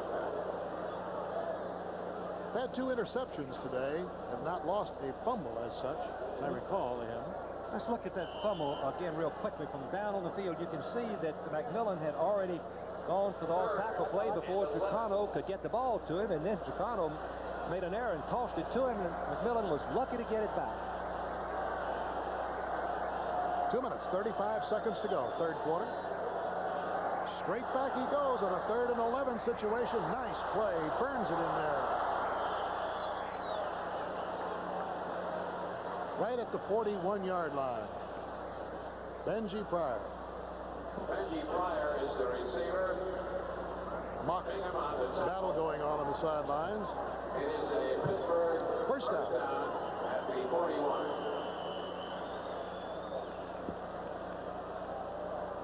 Two runs, they gain nothing. One pass, first down. That's the advantage of being able to throw so proficiently. Tricano 15 out of 26 for 158 yards and 1 touchdown. Right off the fingertips of Joe McCall. You know, I'm sure you're sitting at home and you're saying, you mean to tell me this guy has not been their starting quarterback? Gives you a rough idea of what they think of Marino. Very definitely. This, of course, giving Tricano credit, because having worked on defense all spring, all September, I asked Wally English how much had he worked at quarterback. He said only on Monday, Bill, once a week, and then he would go over and play safety man the rest of the time. And there's Dan Marino, number 13, a very talented sophomore quarterback, and there are his numbers for the year until he was injured 2 weeks ago. Looks like that knee has come around nicely, though, and I'm sure we're going to see him. Here's Tricano. Goes deep. Tough pass to throw, and it is incomplete, intended for Collins. Kilpatrick covering on, and it looks like Collins may have turned an ankle. Bill, there's number 10, DJ Cavanaugh, the great All-American Matt Cavanaugh, who's playing for New England right now, his younger brother. He looks like he's going to be ready in a couple of years, doesn't he? Yeah, he got good size. He's like Matt. Matt Cavanaugh had one of the greatest games I've ever seen of a college quarterback in the Gator Bowl against Clemson a couple of years ago. Well, think of the season when he got hurt against Notre Dame, what difference that could have made. Third down. 3rd and 10, 1:58 to go. Third quarter, and Tricano zips another one over the middle. Interference on Russ Spitz. That will bear looking at. Well, Bill, from this vantage point, the rule very clearly says, and you at home judge, that the receiver or the defensive back can get territorial rights. That means that he has got those rights. He's got the rights, and the defensive back cannot touch him before the ball gets to the receiver. He had territorial rights, in my opinion, and it was a good call. First down at the 36-yard line for Pittsburgh. 18th first down by the Panthers. This is as deep as they have been in Syracuse territory here in the third quarter. As the Orange men have played them tough. No scoring at all here in the third. And here's McCall slashing through to the 26-yard line and almost a first down, if not a first down. Very close to 10 yards. Mike Zunick brought him down. One thing about a team that can throw and run, they keep the defense off balance. That's the name of the game today, is to keep the defense unsure in their minds whether it's going to be a run or pass. We're going to have a measurement to see if it is a first down. But Pittsburgh is very adept at mixing up the draw, the screen, and the pass, and occasional run, to the point that Syracuse has had little opportunity to stop them. Well, a couple of inches. Minute and 38 seconds to go in the third quarter. And Pitt's out in front, 26-6. The Orange men now hoping to stop them from getting on that scoreboard again before Syracuse can score. Jackie Sherrill, in his 4th year as head coach of the Panthers, certainly has the greatest defensive team in Pitt history. Offense not bad either, Bill. I'd love to have it. I mean, think of many years I'd love to have a team like this. And here is Stracano just dumping it off the center. And spinning around there is Mike Dombrowski. Out of bounds. Mike's not very far from home here, actually, from Buffalo, New York. And it'll be a first down, and it is right on the 10-yard line. Less than 2 minutes to go in the Arizona-UCLA game. And Arizona is on the verge of another big upset. Earlier today, Mississippi State stunned #1 ranked Alabama 6-3. And UCLA is trailing Arizona with 2 minutes to go. And Oklahoma defeated North Carolina 41-7, another undefeated team. Texas Tech is beating Texas. Getting close to the 5-yard line is Joe McCall. Craig Bingham bringing him down on the 6. Clock moving, 1:10 to go, third quarter. 57. Next week, Pitt will play Louisville at home, and then the last 2 games of the Panthers will be away at Army. And, of course, the big one on the 28th of November at Penn State. I have a feeling now, with Penn State improving every week, that could be quite some contest. I don't think there's any doubt that will be a fine ball game, and you'll see it on ABC on Friday. Good play by Craig Bingham, who rifled through from his outside linebacker spot to pull Randy McMillan down. He certainly smelled it out back to the 11-yard line. Brings up a third. There's young Craig Bingham again, Bill. I've talked about it earlier, but the coaches say that they call him a coach's player. He just does everything with all-out effort. Fine young man. Time for about one play here now in this third quarter. 10 seconds. Stracano backs up and throws one to the corner. It is off the fingertips of Blake Collier.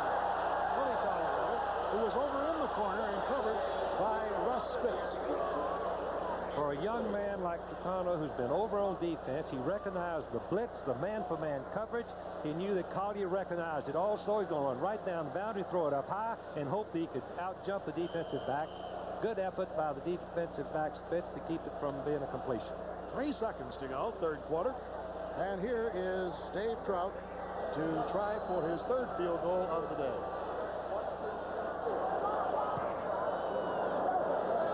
It's up. And it's good. So it is now 29-6 on that 26-yard field goal. And Pittsburgh has gotten only 3 points here in this third quarter. Syracuse came within 3 seconds, really, of shutting them out. About a minute to go against UCLA, and of course Arizona will then get the ball back on the free kick, so it looks like another big upset. The nation's top 2 college teams going down to defeat today. Alabama being defeated by Mississippi State, and Arizona defeating UCLA, at least if it continues that way for the next 60 seconds or so, and we'll keep you up to date.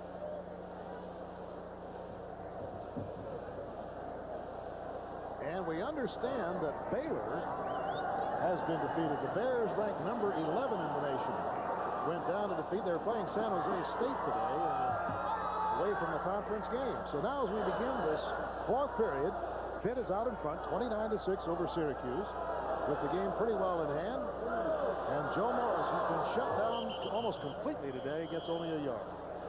the Pitt defense is just so strong against a slow type of offense where the tailback has lined up 7 yards deep. There's the upset by San Jose State. Jack Elway, the coach, it's a great victory for him. Baylor was undefeated. 7-0 for the first time, Bill, in the history of their institution. 81 years that they ever got position of 7-0. Now they're 7-0.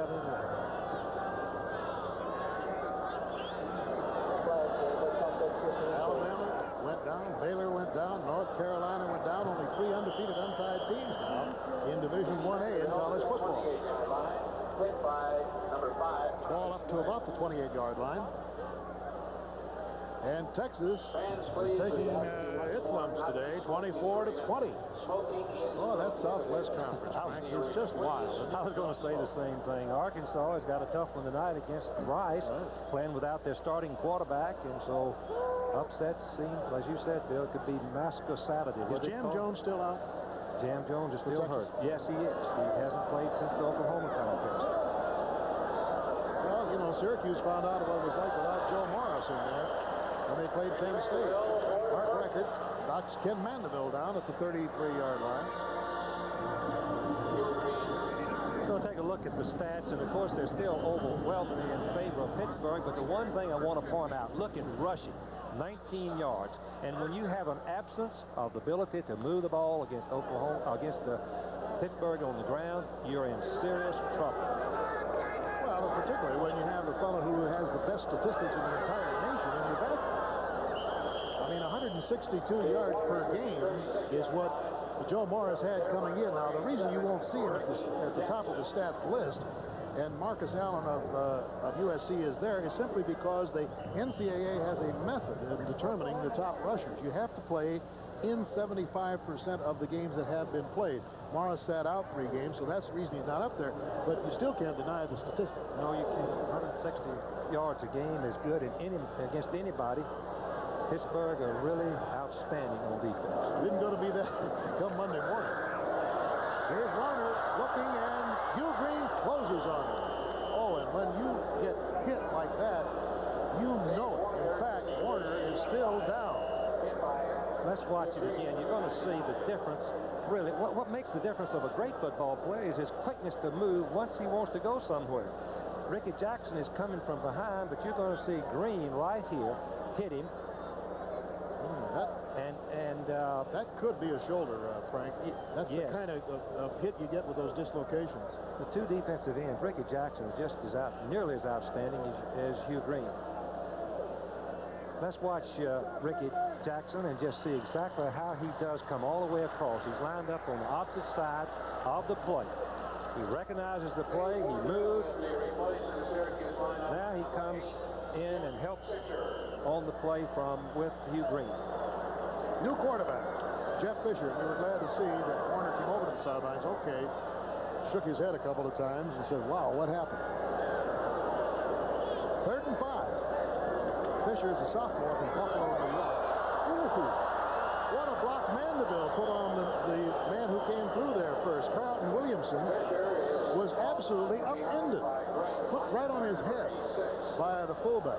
From behind the defense, get a chance, I guess, to see the rush by Pittsburgh. Just watch how quick they are. And the quarterback just has no chance. What a sensational block by Mandeville.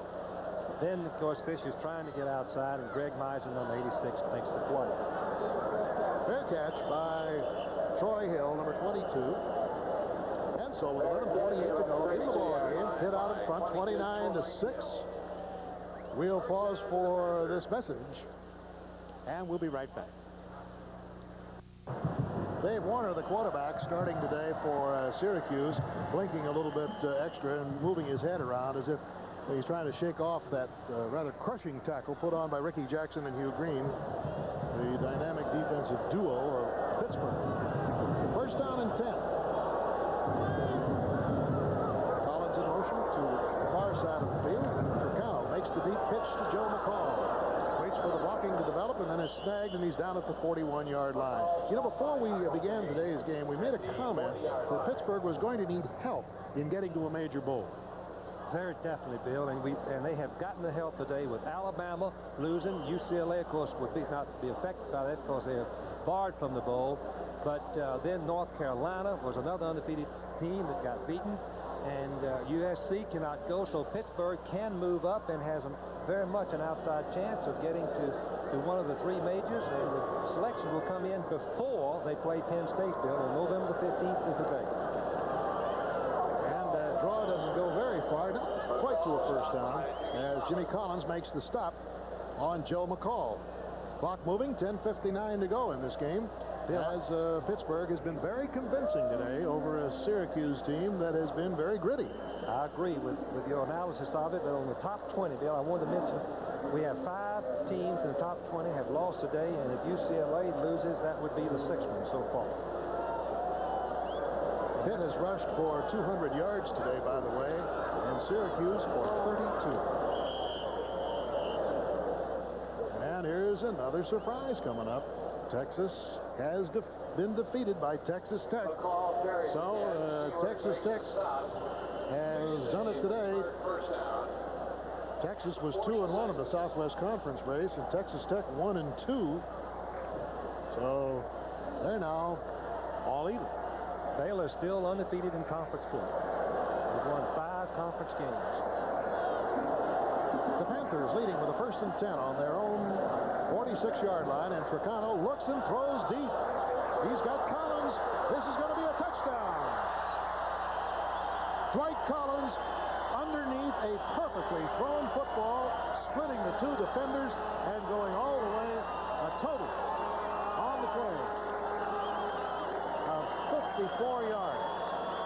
This play will give you a true indication of the speed of Dwight Collins and the arm of Tricano. You can see he's got to throw it quick because he's throwing back across the green.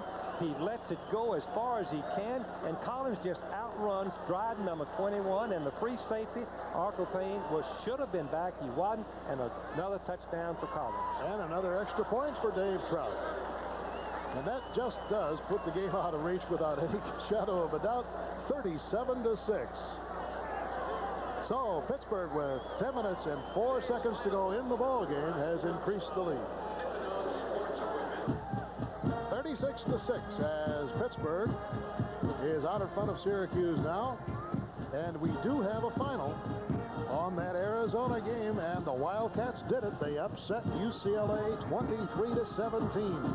So again, the nation's number 1 and number 2 teams have been defeated today. Alabama going down to Mississippi State, and Arizona defeating UCLA. That means number 3 Notre Dame could very well be the top team in the nation. Cobham finally runs it out. He gets it to the 11. 6 times he stood there in that end zone with those long, high, booming kicks. This time he decided to take it. Might have been hurt. Pointing to his knee, left one. Don't like that. Hope it's not serious. Let's see if we can see exactly what happened.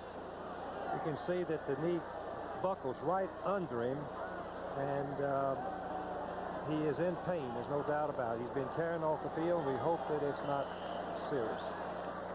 Well, they'll slap some ice on that very, very quickly to keep that swelling down and hope that it isn't any deep damage. So the ball is placed right on the 15-yard line, where Syracuse will have it.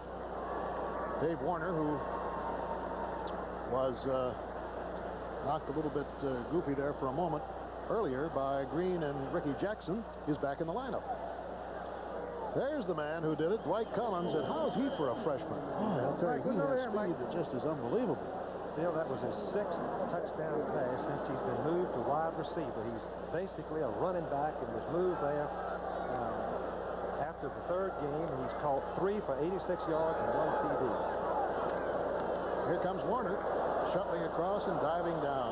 Incidentally, Dwight Collins comes from a hometown of a rather famous former Pittsburgh player, Tony Dorsett, from Aliquippa, Pennsylvania. Bill, I believe he played at the same high school as Joe Namath. Joe Namath, Beaver Falls, yeah. Another player down on the artificial surface. Dave Warner. Warner again. And and going into the lineup now as his backup, Jeff Fisher. All in all, I would have to think, Bill, that Jackie Sherrill is pleased with the performance of his team so far in this ball game. His defense has been outstanding. His offense has been a little bit erratic, but when they've had to, they've really come through. And they're taking a good look at that left ankle of Ed Coban. Was not the knee. So we'll be back in just a moment.